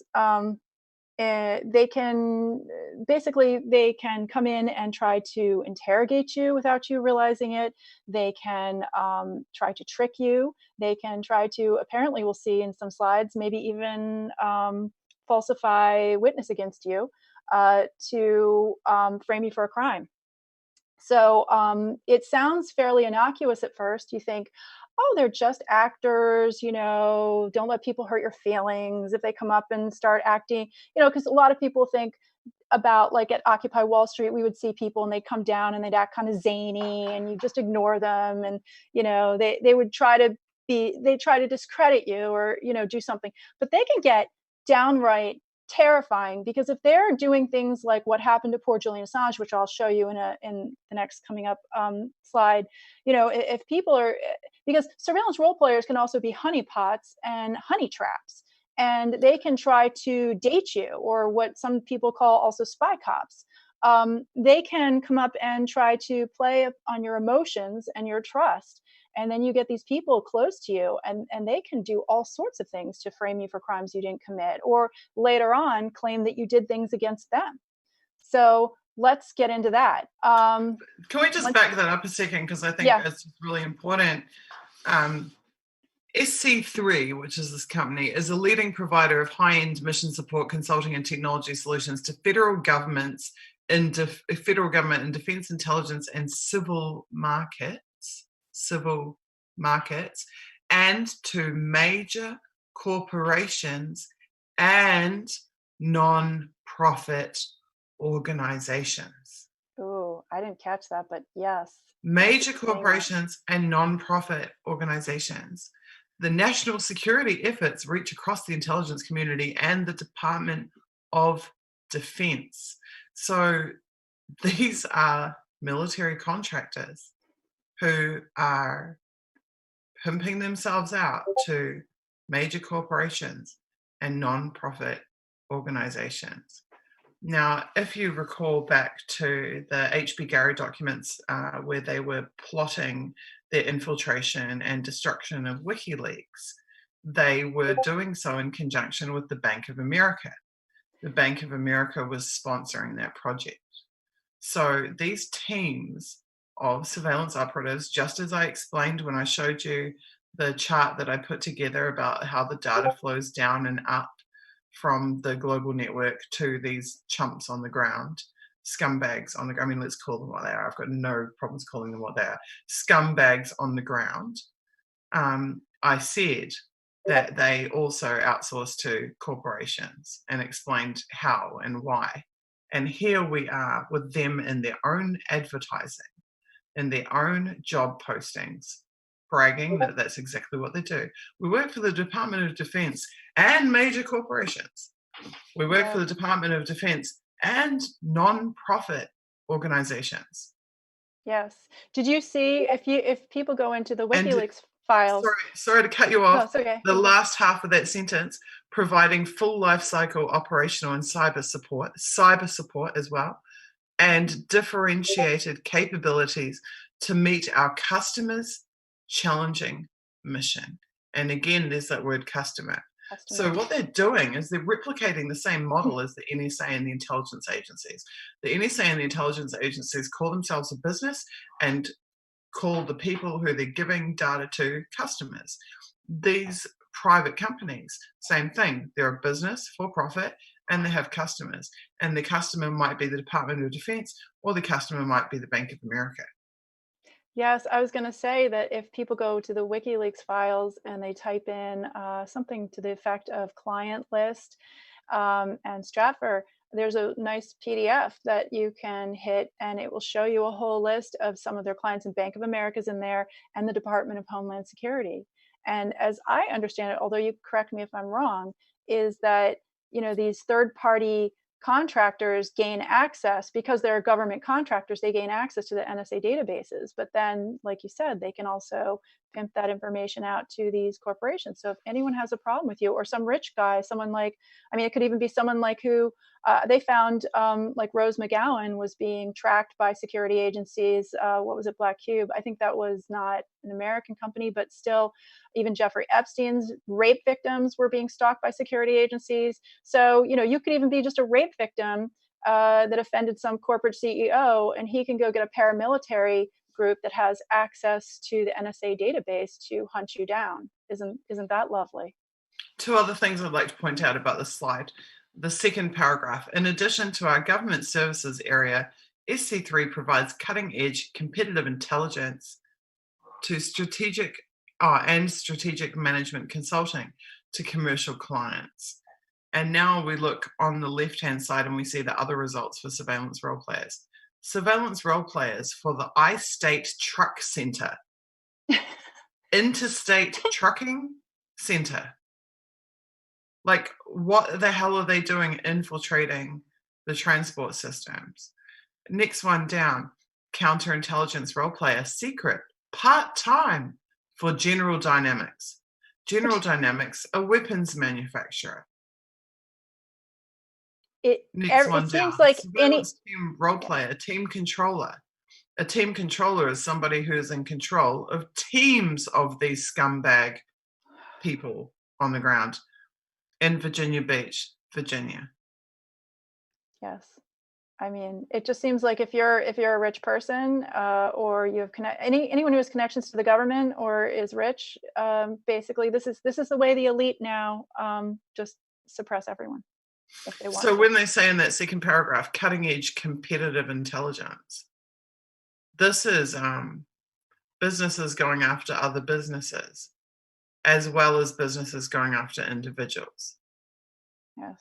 We have this whole myth of the meritocracy that if you just work really hard and you become an entrepreneur, you can build a business and you can make a lot of money and everything will be fine.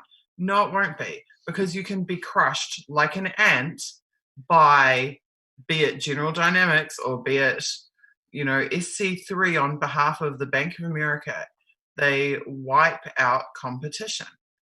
That's what it's all about. Sorry to interrupt.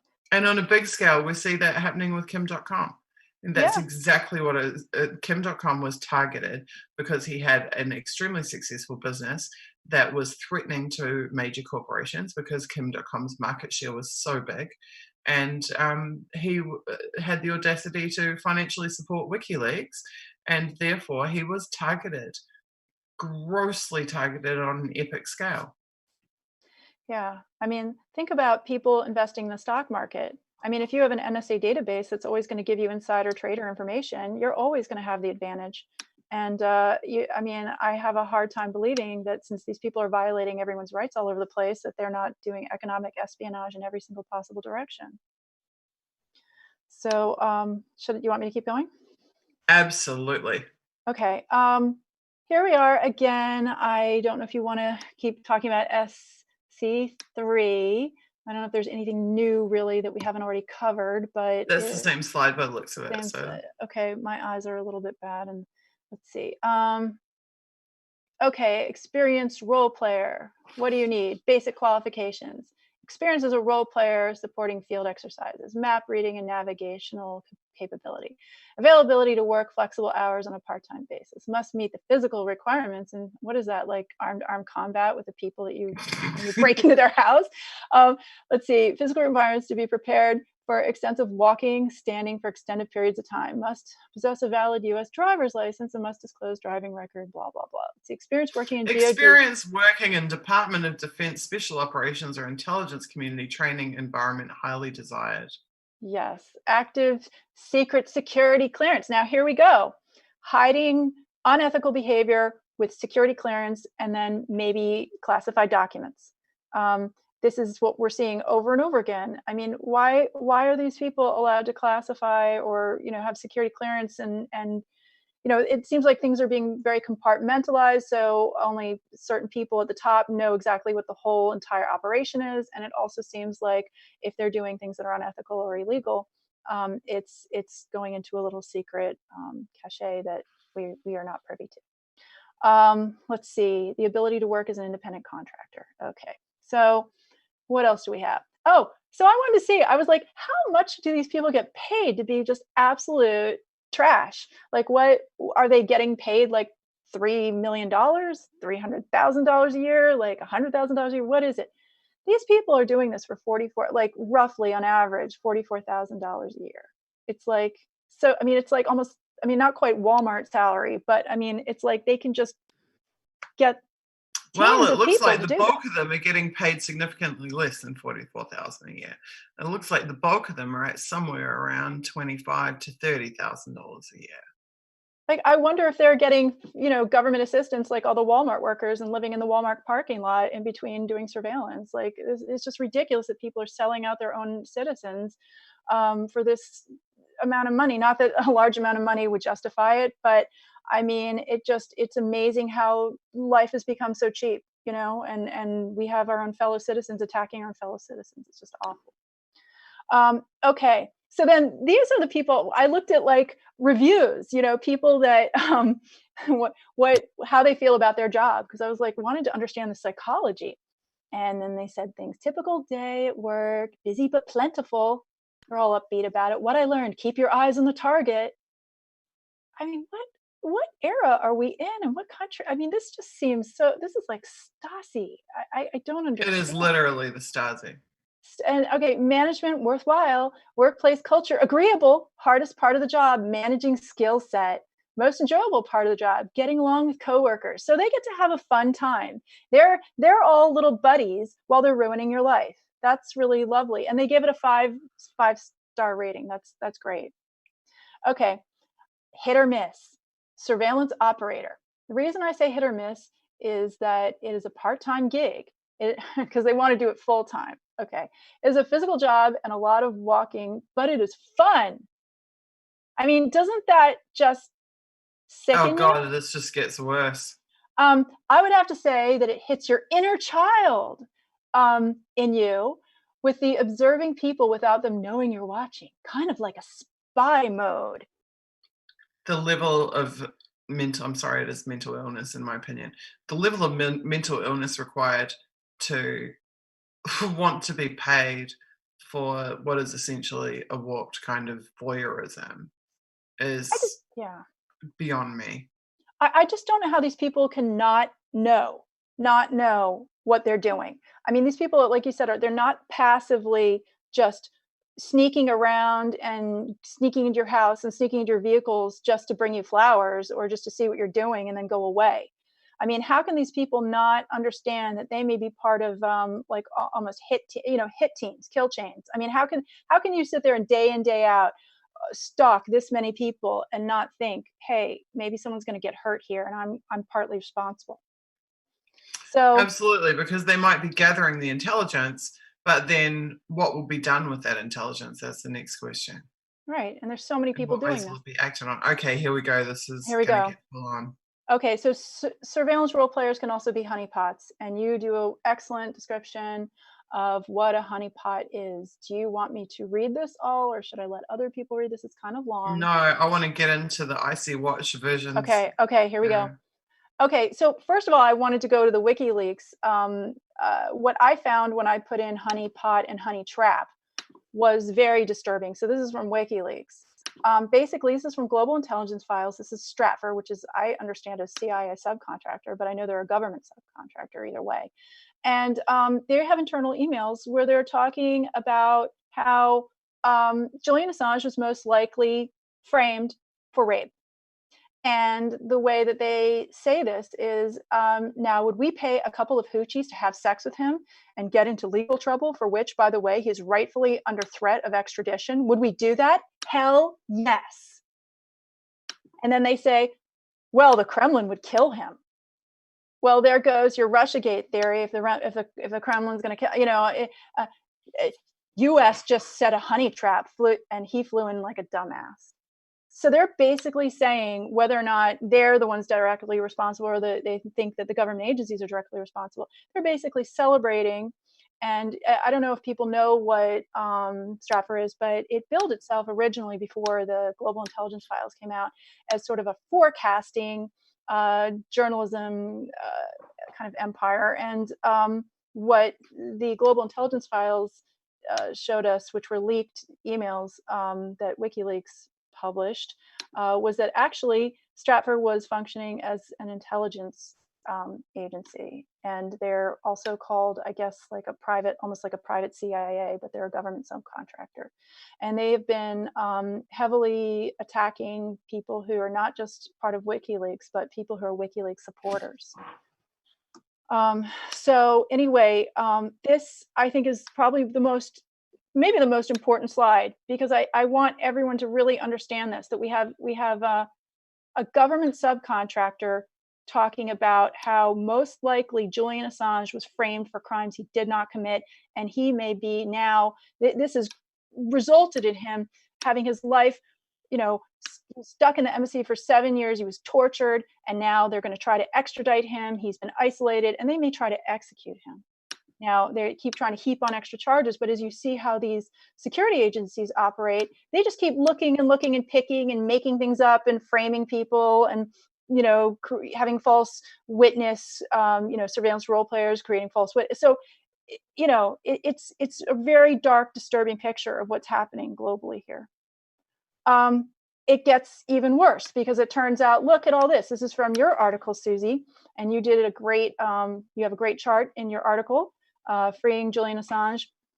And it talks about all the men in WikiLeaks who were getting framed for sex crimes. And then later on, the people who are most, in my opinion, most likely surveillance role players, were having to conveniently retract the statements, but after the damage was done. So, what happens to Julian Assange after he spent 7 years, where he wasn't even charged with rape? He wasn't even charged. It was just, they said that there was an ongoing, he was indefinitely detained for an ongoing investigation, where even the rape victims were, one of them was saying, at least maybe both of them were saying, look, we don't, we didn't, this is not, it wasn't even a situation of rape. Like, Sweden has an unusual system where, basically if a condom breaks, they're going to say you have to go get STD tested or something. But the story came out in the media before I think Julian Assange even had an opportunity to really respond to these women. And then it ended up getting the women ended up retracting their statements, but it didn't stop Sweden, it didn't stop the US, and it didn't stop the spy agencies and the UK from chasing Julian Assange from country to country and stealing his finances and ruining his life and torturing him. And now this poor man who has done so much for the world, he's a hero, is being smeared constantly, and he may lose his life over this. So I'm gonna not cry, but it's horrible. And then I can say, Jacob Appelbaum is like a hero. Like, he's a hero. I used to watch his videos all the time in Democracy Now! Jacob Appelbaum is a known FBI target, is a known NSA target. In the Snowden NSA documents, Jacob's Torbridge server, which he hosted, was listed as an NSA target. And he is a known, guaranteed FBI target. And all of a sudden, he's a serial rapist. Julian Assange confirmed, literally from the Pentagon's own statements, issued statements saying that they were engaging in a manhunt of him prior to allegations of rape being leveled against him. Trevor Fitzgibbon, also told as a serial rapist, third WikiLeaks person to be branded as a serial rapist. And what was he working on? He was working with David Miranda and Glenn Greenwald on implementing a Snowden treaty to create countries that would be guaranteed safe havens for whistleblowers. And he was representing the country of Venezuela. His PR firm was representing the country of Venezuela. The country of Ecuador was representing Glenn Greenwald, Edward Snowden, and WikiLeaks and Julian Assange. Serial rapist. What are the odds? All three. What are the odds? Times. What are the odds that three of the highest level targets all just happen to be serial rapists, all of them? It's absurd. And the thing is that he's won court cases. Trevor's another hero. And I wish I had people should look up that case. He has won court cases against this person. This person who was accusing him of rape had to retract her statements because there was just completely damning evidence that she had completely falsified her information. So It's not, so I just want everyone to understand that surveillance role player, you look at the title and you look at it maybe on, Craigslist or Indeed, and you just think, oh, actors. Well, don't let that bother you, Target. Like, just get over it. It's just a bunch of actors. It's not funny when they're framing you for crimes that could get you executed or put away in jail for the rest of your life. And I can even speak to it because people are coming to my work, and I work as I work in a I work as a massage therapist. I've already said it before. And they were coming in and saying what a great job I was doing and doing really creepy stuff. And then they would go out and try to get me fired. And they were doing it in teams, and they were asking me over and over again all about Russia. And it's like, I know nothing about Russia. Sorry, I know you're whatever, but like you're over there, but like I don't know, and you're not. That's not even an issue. That's just a stupid red herring that they've invented so they can vilify people. But excuse me for one second. I just got to grab something. Sorry, I got like a little emotional, so just tearing up a little. But anyway, all right. I don't know if you want to say anything more about this. It's horrible. No, it's good to go. Let's continue. I want to Okay. get to audience questions pretty soon. Okay, Roughly how this many is slides huge. have you got left? Just a few more, like maybe about 10. But this Okay. is I'm just gonna huge. grab some water. I'll be right back. Okay. Well, you may want to speak to this though. During the IC Watch, what I found was that there is an instructor who teaches people role playing, and what she does is she's conducted honeypots and elicitation. And so there are some things called honeypots that have to do more with computers, but since this person is a role player instructor, what I think she's referring to is actually teaching people how to do honeypotting, which is what we were just referring to. And that is basically using, trying to approach targets and use sexuality to get close to targets to harm them. So I don't know if Susie's going to want to talk about this, but this was a huge find. I mean, I couldn't believe that people on IC Watch were actually um, running schools. I mean, basically prostitution schools. So, and not just prostitution schools. Sorry, I don't mean to be, insulting people that have controversial feelings about the sex industry, but this is different. This is evil work that these people are doing, where they're doing it for surveillance. They're hurting the targets. They're tricking people into relationships. I think Susie referred earlier about how spy cops have even gone into people's lives and impregnated these women who thought they were in real relationships, and it turned out that these people were just using them, and who knows, maybe even getting ready to frame them for crimes they didn't commit. Okay, so I'm almost done. I thought this was really interesting. This is another article that I think Susie had, and she said that honeypots, it was happening even to people who are climate scientists and tariff negotiators, which has to do with trade. Tariffs have to do with trade. And I was somebody who was a Stop TPP activist that talked about trade a lot. And I thought it was really interesting that even people who were dealing with trade issues were getting honeypotted. Over here, some of the things that they study, the security agencies study, is denial and deception. Over and over again, they're trained to deny, deny, deny, deny, deny. Did you just break into that house? No. Are you a honeypot? No. Did you just try to sabotage that car? No. So they're trained liars, and this is deeply disturbing because the security agency is deeply embedded in both of our media, which we are supposed to rely on for true information, but we have these people that specialize in denial and deception controlling a lot of our media. And then it's also particularly disturbing because when you try to hold these groups accountable, they're getting a pass. They're allowed to study denial and deception and lie about hurting people. Here we go, denial and deception.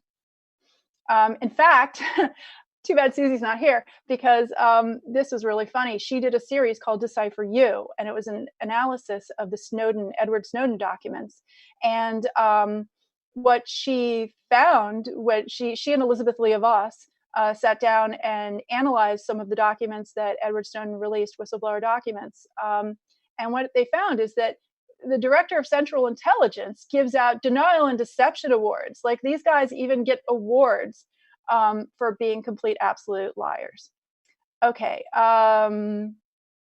Another thing, I didn't think this was legal, but here's a guy at the IC Watch in the IC Watch CVs, and he's bragging about parallel construction, developed successful and processes to product parallel construction for classified analysis at the unclassified and law enforcement sensitive level.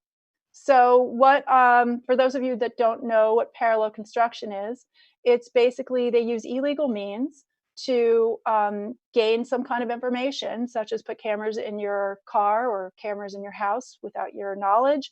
And they found something on you. You put the toothpaste cap on the wrong way or whatever it is, something stupid and some technicality. And so what they'll do is if they want to get you on something and you say something or do something wrong, they will try to, they can't use the evidence that they've gained illegally. So what they'll do is they'll try to build a case where they can entrap you, where you maybe repeat the same behavior and then get you that way. But as I understand it, parallel construction is supposed to be illegal. So I can't believe this guy put this on his CV. But I'm kind of glad he did, because now we have proof.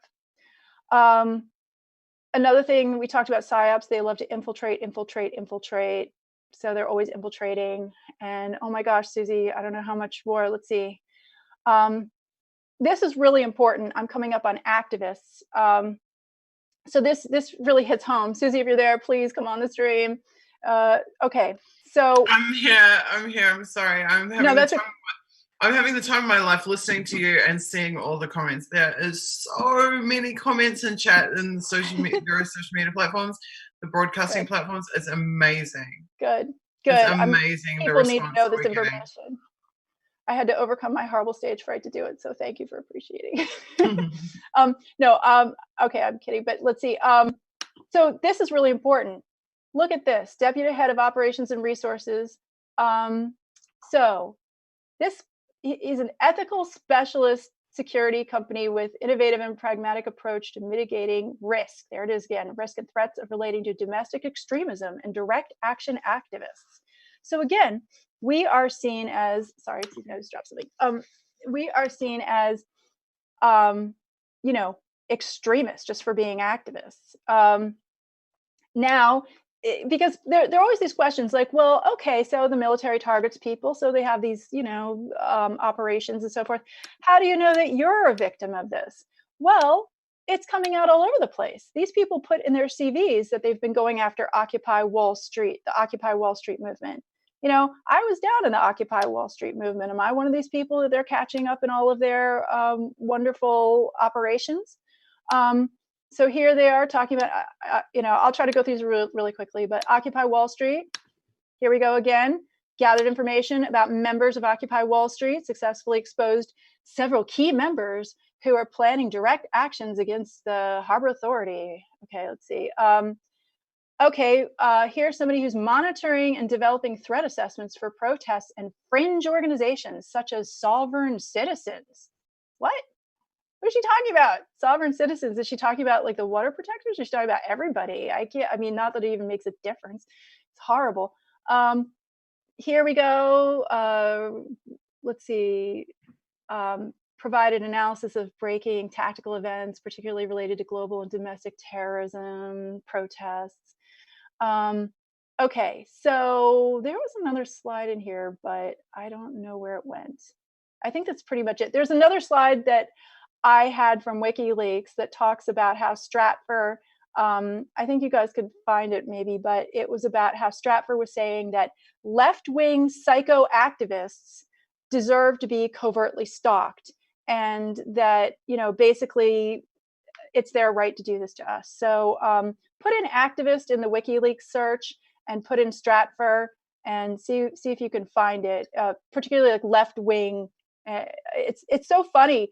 Just as a little aside, that right now they're trying to portray all of the WikiLeaks supporters as right wing, because just a few years ago, these security agencies were actually calling us left wing psychos. So they don't really care. They just want to discredit us, just like they said in the operation manual earlier.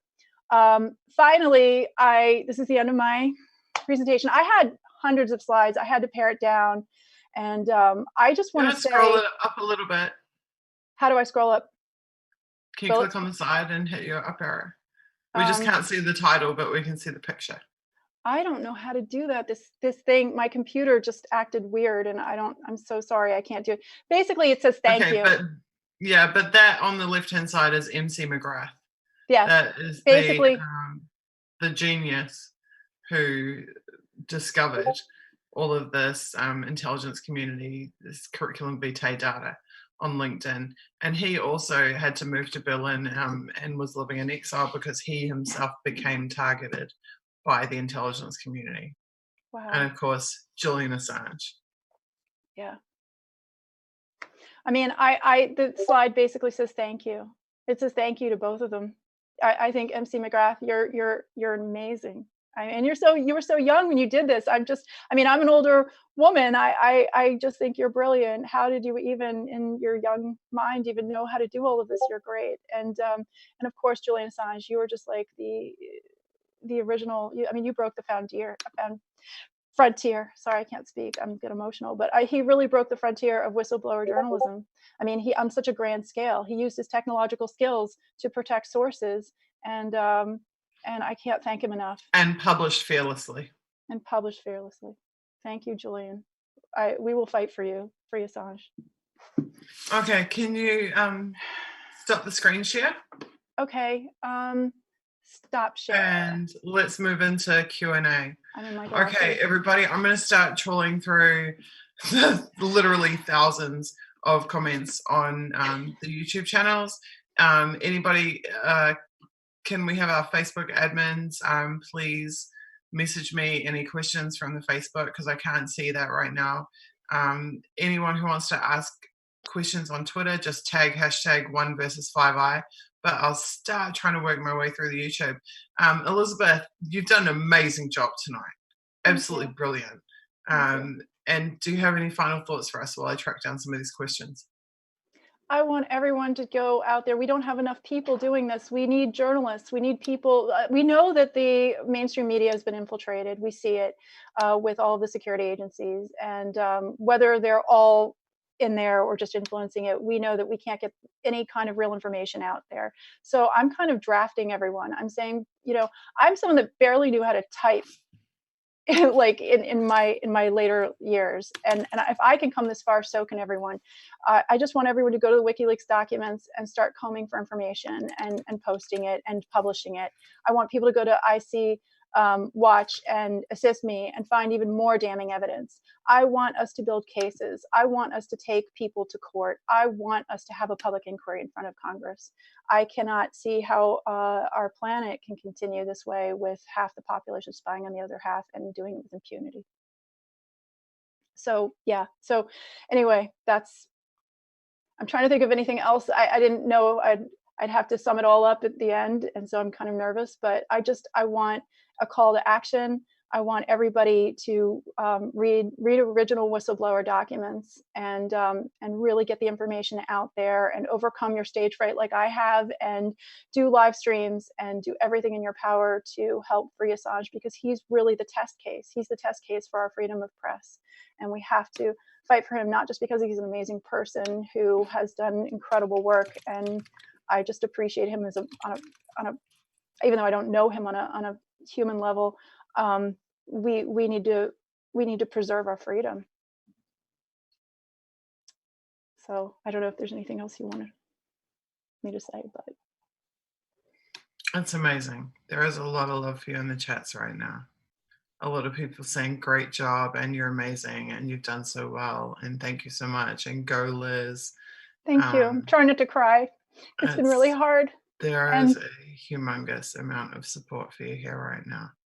It was very hard getting up in front of the camera, so that means the world to me. Thank you, everyone. It is so hard. I know. I went through years of doing everything I could to not be in front of a camera, to not have to speak publicly. And certainly on this topic, who wants to sit around and talk about this stuff, But there's a real obligation and a real responsibility to pass on the information that you learn to other people, because it does make a difference. Like when I had experience, when I was so dismayed by what was happening to me. And I didn't understand it at all because I hadn't been an activist. I didn't have the slightest clue that this is what would happen for engaging in what's supposed to be protected democratic rights to dissent. But when more experienced activists than me started giving me information and telling me, hey, this happens and this is what they do and this is how they do it and this is who they do it to and blah, blah, blah, blah. I was just like, holy crap, like the pieces started dropping into place. And like you said earlier, it actually makes you feel like it gives you mental comfort to know that you're not alone, that you're not the only person going through this, you're not the first person going through this. There are people who've been targeted for nearly their entire lives. And there are people who were targeted as children because of who their parents were or what the parents were involved in, and who are targeted and monitored throughout their entire lives. It is completely unjust, and it's not okay. I keep saying it's not okay because it's not okay. It is a total violation of every promise of democracy that we're told that we have, from elementary school on. We're told that this was what makes our nations better than other nations. And then we discover that it doesn't exist. Democracy does not exist. Let me just say this again and in no uncertain terms in case you missed it earlier. But this is this is the reality. The Western world is ruled by a transnational military dictatorship. It does not matter who you vote for. They don't give a shit who you vote for, because whoever you vote for is going to be gone in a few years. And the transnational intelligence data cabal is not going to be gone in a few years. They're not going to be gone in a few decades. They do not care. If you read an article I wrote called Glenn Greenwald and the Irrelevance of Electoral Politics, I wrote in 2014. I referenced it briefly in a different sense last week when I was talking about risk management. But if you read that article, you'll see an NSA document where an NSA instructor is asked, does the NSA care if a country swings from left wing to right wing? And they say, no, they don't care because it doesn't affect their military intelligence sharing relationships and their partner relationship with that country. Whether they have a left wing government or a right wing government, it doesn't change the military intelligence relationship of the country. And when you strip away voting and democracy and all this reality TV political crap, I mean, just stop and think for a second. If politics is a farce, a reality TV show, and the military has supremacy before, during, and after election cycles, then think about how many hours every single day are being consumed, not just by media, but by people who are watching media, on endlessly debating politics, on fighting about politics, on the factionalizing that happens around politics. And behind that, there is a military dictatorship that is laughing at all of us because we are distracted looking at the sideshow of politics. We're not looking at the control structure. This is the control structure. Everything that we've been discussing. Elizabeth's presentation was largely about the goons on the ground that are going around intimidating and harassing and destroying, frankly, targets, because they're the coalface. They're what we see and what we deal with as targeted people. But behind them, the paymasters, the people paying them their piddly $40,000 a year to ruin people's lives, behind them is a transnational, meaning across borders, across countries, not confined within America, not confined within New Zealand. Transnational, globalized, international control structure. These are the people who we need to focus on, need to talk about, need to educate people about, and need to fight against. And next week, I'm going to get into what I promised to get into from the outset, which is the way that they have control, they've taken control of the very fabric of society, of technology, of education, of economics, of you name it, every sector of society is controlled by that transnational military dictatorship. It's not controlled by politicians. It's not controlled by who you vote for. It is controlled by the military industrial complex. And I'm going to show you a lot of evidence about that next week. Okay, so many questions. I don't even really know where to start. Several people I've seen asking how can they protect themselves from this. That is a whole show in and of itself. Yes. Because it is such a big topic. I can't just say use Tor, use Tails. Everything has implications. Everything has caveats. Everything has things that you need to know before you engage in. If you're looking for just simple, quick fix solutions, use an encrypted email service, use an encrypted text message provider. Is it going to help you? No, it's not. If you're individually targeted, they're going to own your device, whether or not you have encrypted email or an encrypted text messaging service. But they're going to have, as Snowden always says, they're going to have to target you individually. They're going to have to apply resources into targeting you individually. It does defeat the mass surveillance aspect of it so far, at least insofar as where there isn't actual backdoors into those technologies, which there may well be with many of them.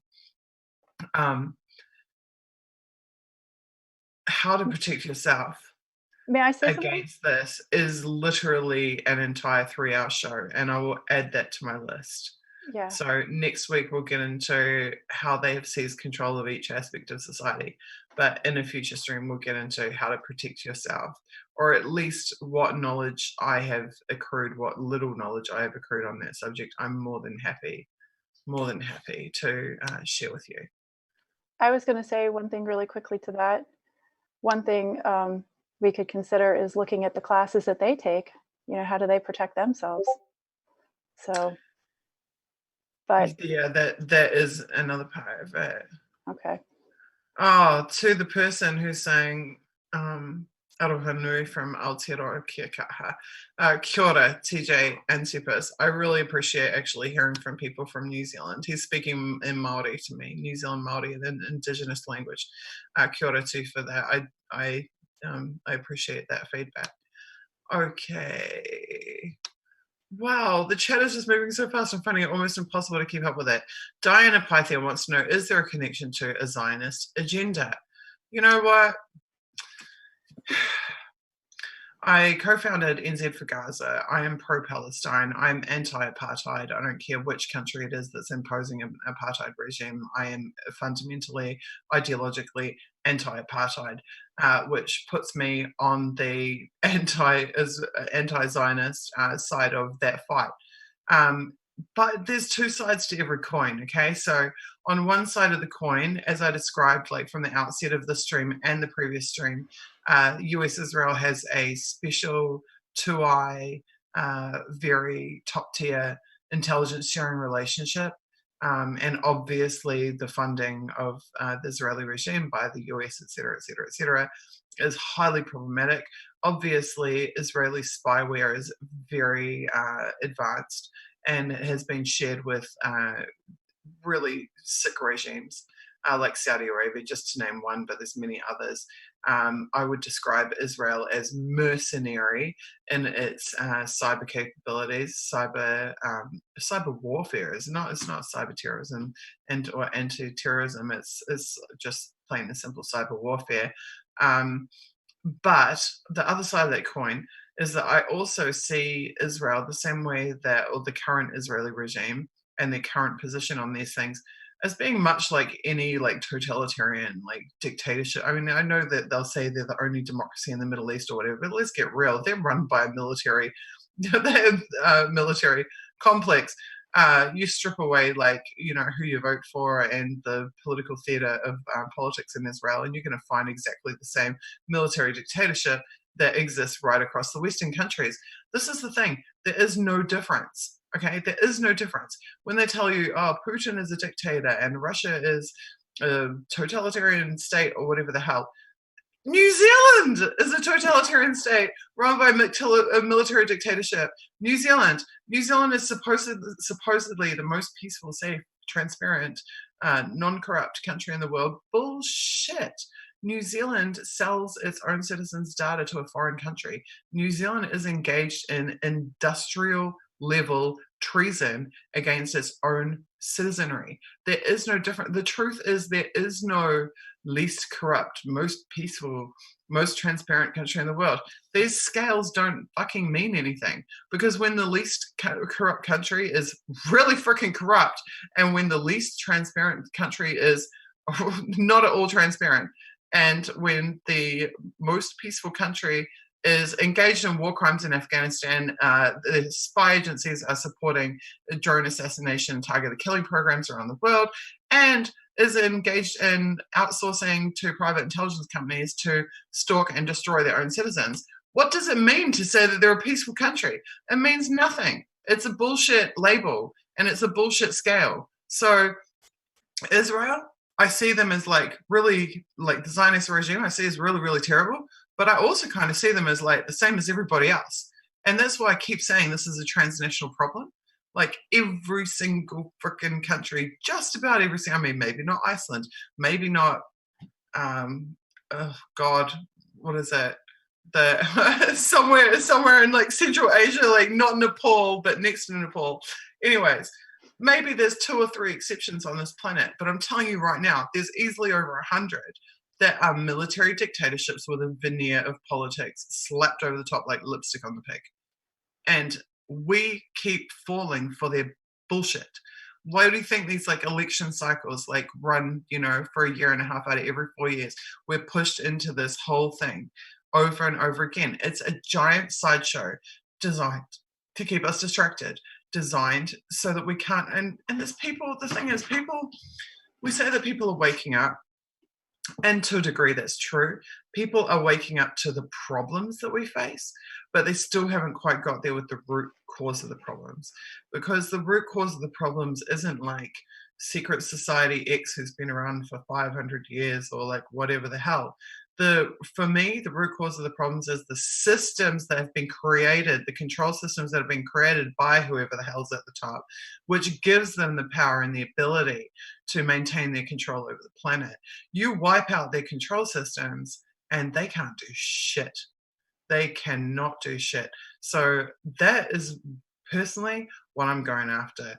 I personally want to go after those control systems which are exploiting the entire planet. And that again takes me back to what I said earlier about no bomb can be dropped on this planet without an intelligence agency. So if you don't like bombs, and most people don't, and you don't like war, and most people don't, then you got to start thinking about how that war is being perpetuated. That war is being perpetuated by intelligence, data, targeting systems. That is all coming from the intelligence agencies.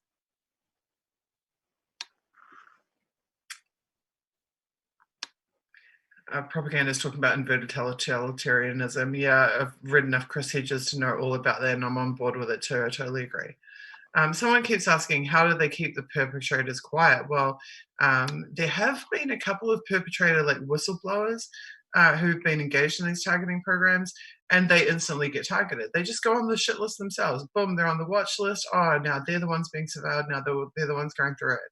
So same old. Why do people like participate in the Nazi regime? They didn't want to be targeted by the Nazi regime.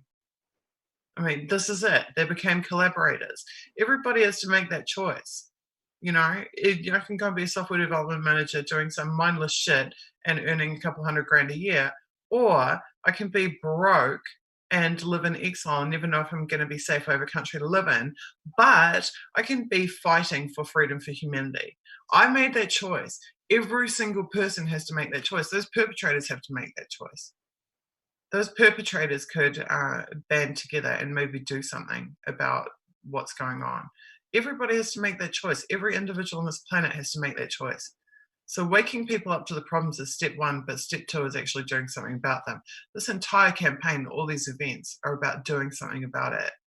For all the people tell me I'm brave and I'm wonderful and they love and respect my work, support my work. That's what it comes down to. If you love it and you respect it, support it. Get on board. Go check out the website. Get on the Discord and become a part of our team. 1versus5i.com/Discord, and you can work with me. You love me, I'm brave and wonderful, come and work with me. Design a couple of graphics, edit a video. It's not a big deal. It's not like you have to join some like hardcore resistance underground movement. Actually, you can come and just like send a couple of tweets now and then, or just do some small contribution. We don't need to ask much from everyone. We just need everyone to do a little bit. And if everyone does a little bit, it adds up to a lot. We're not asking you to give away your entire lives. We're not asking you to, follow us off the edge of a cliff. We're just saying, hey, give a little bit, support in whatever ways that you can that aren't too taxing on you, that aren't too difficult for you. And we can make some real change here.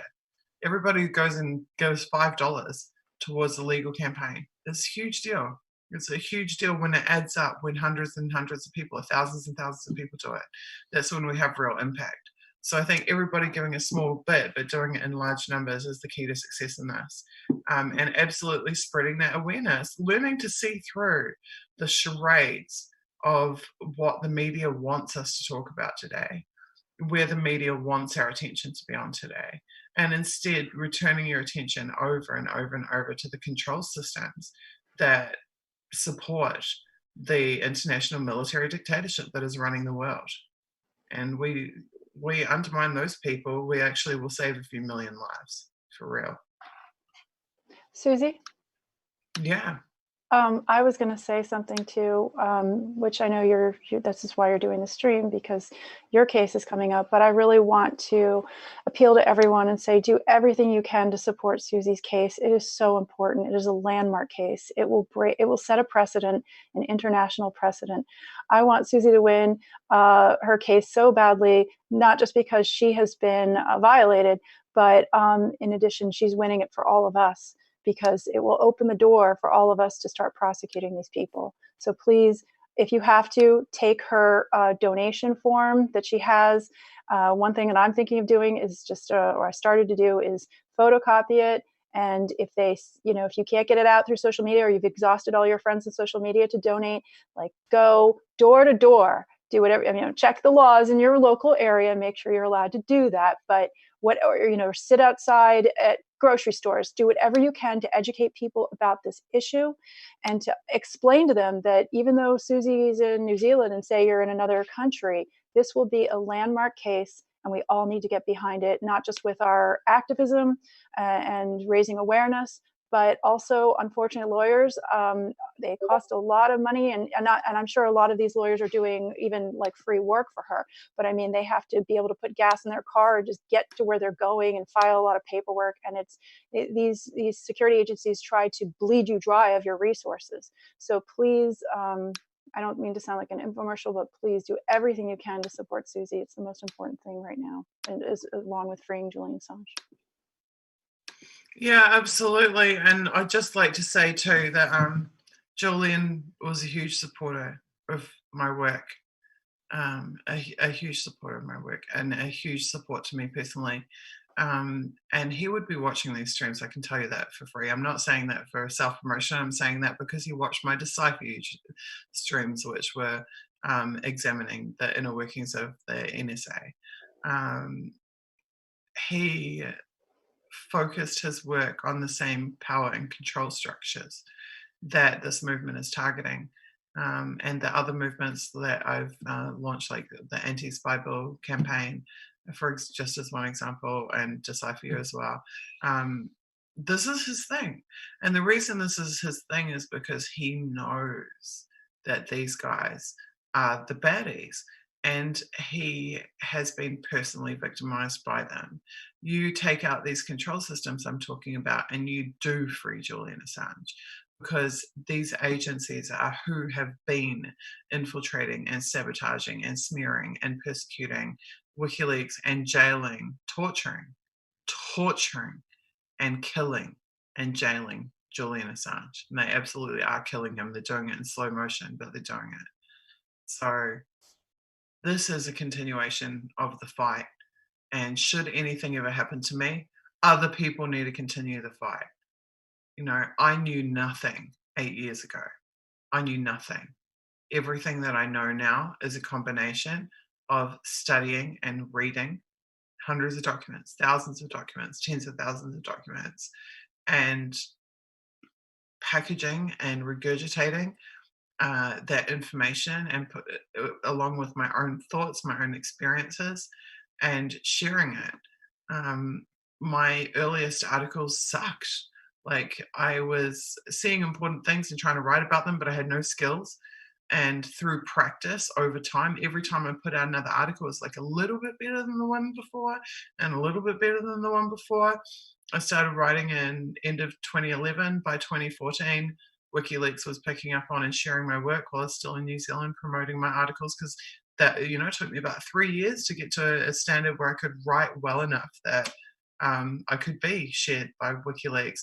2015, I was a bit better than 2014. 2016, I was a bit better than 2015. It all comes down to putting in the time, putting in the effort, and really, really caring about this, really understanding the deep connection to all of the problems that we face tie back to this. Caitlin Johnston's been doing some amazing writing in the last couple of days. It's not the first time for her either, about how the Pentagon is the biggest polluter on the planet, how the military is the biggest polluter on the planet, how having a climate march or a climate movement doesn't mean shit unless you tackle the fact that war destroys the environment, that the military-industrial complex is the biggest polluter and destroys the environment. Every single social ill or problem that we have, one way or another, ties back to this same control structure. And that's why it's that control structure that we have got to keep foremost in our mind, focus our work and our activism around, focus our awareness building campaigns around, and to whatever degree we still can, try to hold them accountable in the legal system. So that's what this campaign's about. I am going to end the stream now a little early because it would be great for me to actually get some sleep for once in my life. It's 20 to 6 in the morning here, and my voice does start to give out after about 2.5 hours of streaming. I want to thank the more than 400 people on YouTube who've been watching us. I want to thank the God knows how many thousand people on Facebook and DLive and Periscope who've been watching us. I want to thank the incredible amount of people who've live tweeted the stream. And I want to thank all of you for doing one of two things, either going to oneversus5i.com/donate and giving $1, $5, $10, whatever you can, or taking that link and spreading it around as many people as possible. Even them reading the Go Get Funding page, the donate page, there's so much information in that page. There's links, there's videos, stuff that people need to see whether or not they donate. So that's my parting request, is that you guys take those links and you spread them far and wide, and you educate. You do the job that the media will never do. You teach people about this control structure and why it's so important that we resist it, because this is true resistance. Resisting some reality TV politician is not true resistance. Going up against these control structures is true resistance. This is fighting for the emancipation of humanity as a whole, all of us. Okay, thank you so much. Thank you to my amazing tech team who have put the stream together. Everybody on this campaign is volunteers. They're beautiful people who care and who donate their skills. And you can join us, oneversus5i.com/Discord. Thank you so much. I will be back next week with another episode of Opening the Five Eyes, Exposing the Spies. Good night. Good night, everyone. Thank you. Hi, my name is Suzie. I'm an activist and a journalist from Auckland, New Zealand. For years, I've worked on controversial issues like the corruption of our intelligence agencies. I was severely targeted as a result of my work. This led to my articles being amplified by the world's most accomplished publisher. In 2016, I made a documentary about how and why I was forced to leave my country. I have now sought refuge in Russia, and my situation has become public. On 882 6PR, the voice of Perth. It's 12:30 right now, and Tony with you, and I'm really happy we finally got through to Moscow to my friend over there, Suzie Dawson. You're listening to a 95BFM podcast. Suzie Dawson is a Kiwi activist and journalist who worked as a member of Occupy Auckland's media team at that time. Now, 5 years later, and following involvement in GCSB and TPPA opposition, she's seeking asylum in Russia, alleging she has been spied on, harassed and threatened by the police. Welcome back to The Wire. Now, finally on the show today, last week it was announced that Suzie Dawson will be the new leader of the Internet Party. Welcome to the Jimmy Dore Show. We have a special guest with us. It's Suzie Dawson. She's an activist, journalist, former party leader, and current president of the Internet Party. Suzie Dawson, an activist and citizen journalist currently seeking asylum in Moscow. Suzie has written extensively on surveillance and the deep state and claims it's not safe for her in New Zealand. My name is Craig Tuck. I'm a lawyer from New Zealand. I act in the area of international human rights. I act for Suzie Dawson, along with a group of other lawyers throughout the world who act for journalists and dissenters in high-profile cases, including the case of Julian Assange. As far back as 2012, Suzie has been trying to warn New Zealanders and other citizens around the world about state targeting and surveillance of citizens and the methods being used to do it.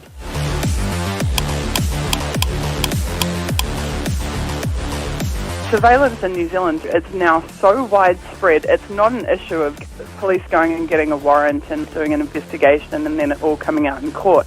The vast majority of the surveillance that's undertaken is never going to be aired in a courtroom. And by that I'm talking about cell phone technologies, I'm talking about lawful interception is the term that the companies that do this like to use. There is a corporation in Wellington, New Zealand called SSI Corp, and you can Google them and you can look at their website. And on their website, they're so good as to explain at length exactly what they do and how legal it is for them to do it. And essentially, they can intercept virtually any communication. If they have someone at range, they can hear your actual conversations, but also through cell phones, they can essentially turn them into microphones and hear any conversation that's had within vicinity. They can see your text messages, they can see what photos are on your phone, they can see what files are on your phone, they can read your emails, they can just intercept all kinds of information. Any intelligence service in the world that has significant funding and a real technological research team can own that phone the minute it connects to their network. As soon as you turn it on, it can be theirs. They can turn it into a microphone, they can take pictures from it, they can take the data off of it. But it's important to understand that these things are typically done on a targeted basis.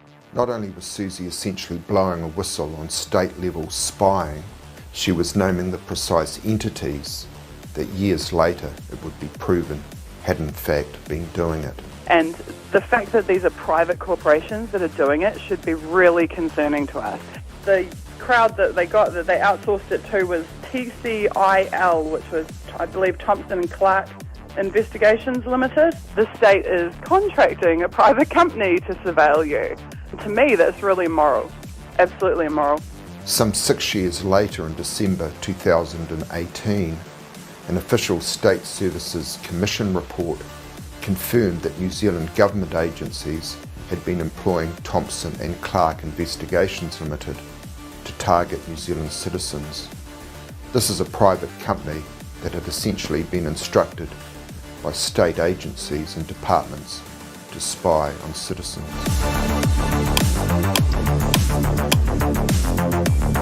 More than a dozen police staff are under investigation for passing sensitive information to the private investigators Thompson & Clark. Thompson & Clark. Security firm Thompson & Clark. Thompson & Clark.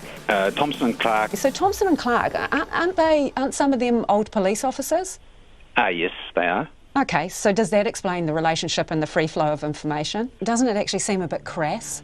Well, at the end of the day, I guess what I trust is people's intent. The report identifies perhaps inappropriately close relationships, morning teas paid for by Thompson & Clark, invitations to go out for drinks. Were there other companies identified where you inappropriately gave them information, or just Thompson & Clark?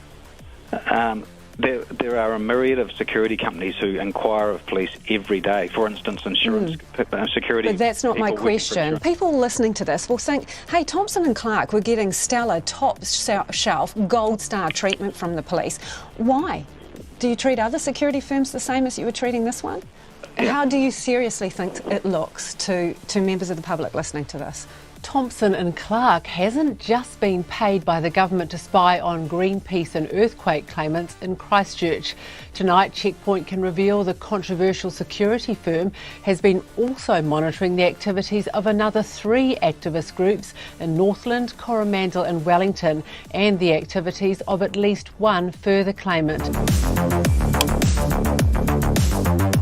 Suzie has been involved at the very highest levels, with people facing charges from prosecutions coming out of the Eastern District Court of Virginia in the United States. There are more prosecutions to follow of currently unnamed persons. Importantly, information will be coming out in the months to come that will provide transparency and clarity and lead to accountability. Suppression and prosecution of dissenters can't be allowed in New Zealand or elsewhere.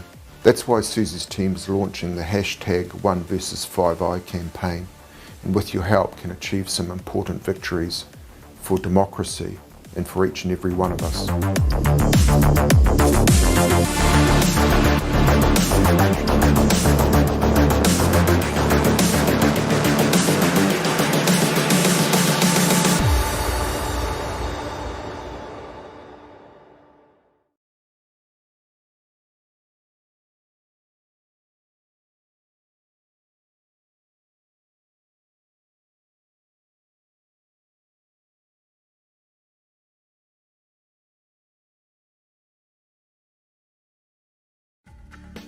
Hi, my name is Suzie.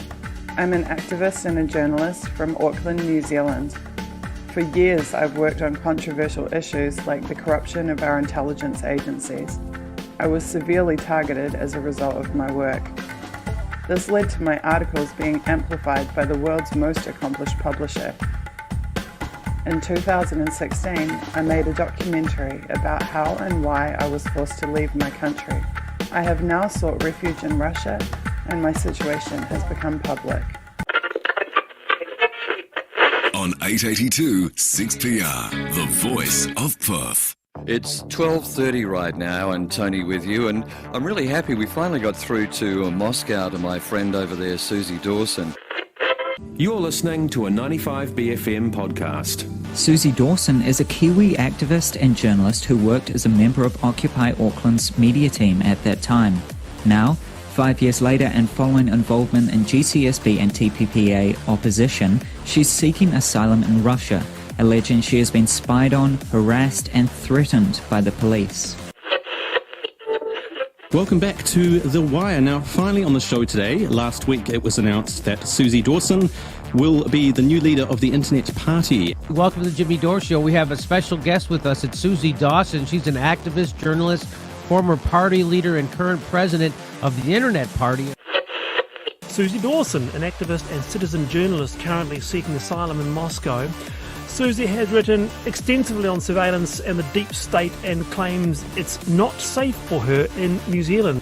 My name is Craig Tuck. I'm a lawyer from New Zealand. I act in the area of international human rights. I act for Suzie Dawson, along with a group of other lawyers throughout the world who act for journalists and dissenters in high-profile cases, including the case of Julian Assange. As far back as 2012, Suzie has been trying to warn New Zealanders and other citizens around the world about state targeting and surveillance of citizens and the methods being used to do it.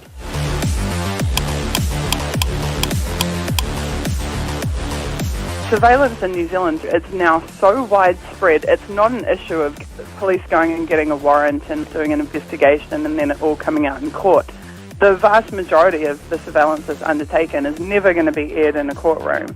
And by that I'm talking about cell phone technologies, I'm talking about lawful interception is the term that the companies that do this like to use. There is a corporation in Wellington, New Zealand called SSI Corp, and you can Google them and you can look at their website. And on their website, they're so good as to explain at length exactly what they do and how legal it is for them to do it. And essentially, they can intercept virtually any communication. If they have someone at range, they can hear your actual conversations, but also through cell phones, they can essentially turn them into microphones and hear any conversation that's had within vicinity. They can see your text messages, they can see what photos are on your phone, they can see what files are on your phone, they can read your emails, they can just intercept all kinds of information. Any intelligence service in the world that has significant funding and a real technological research team can own that phone the minute it connects to their network. As soon as you turn it on, it can be theirs. They can turn it into a microphone, they can take pictures from it, they can take the data off of it. But it's important to understand that these things are typically done on a targeted basis. Not only was Suzie essentially blowing a whistle on state-level spying, she was naming the precise entities that years later it would be proven had in fact been doing it. And the fact that these are private corporations that are doing it should be really concerning to us. The crowd that they outsourced it to was TCIL, which was, I believe, Thompson & Clark Investigations Limited. The state is contracting a private company to surveil you. To me, that's really immoral. Absolutely immoral. Some 6 years later, in December 2018, an official State Services Commission report confirmed that New Zealand government agencies had been employing Thompson & Clark Investigations Limited to target New Zealand citizens. This is a private company that had essentially been instructed by state agencies and departments to spy on citizens.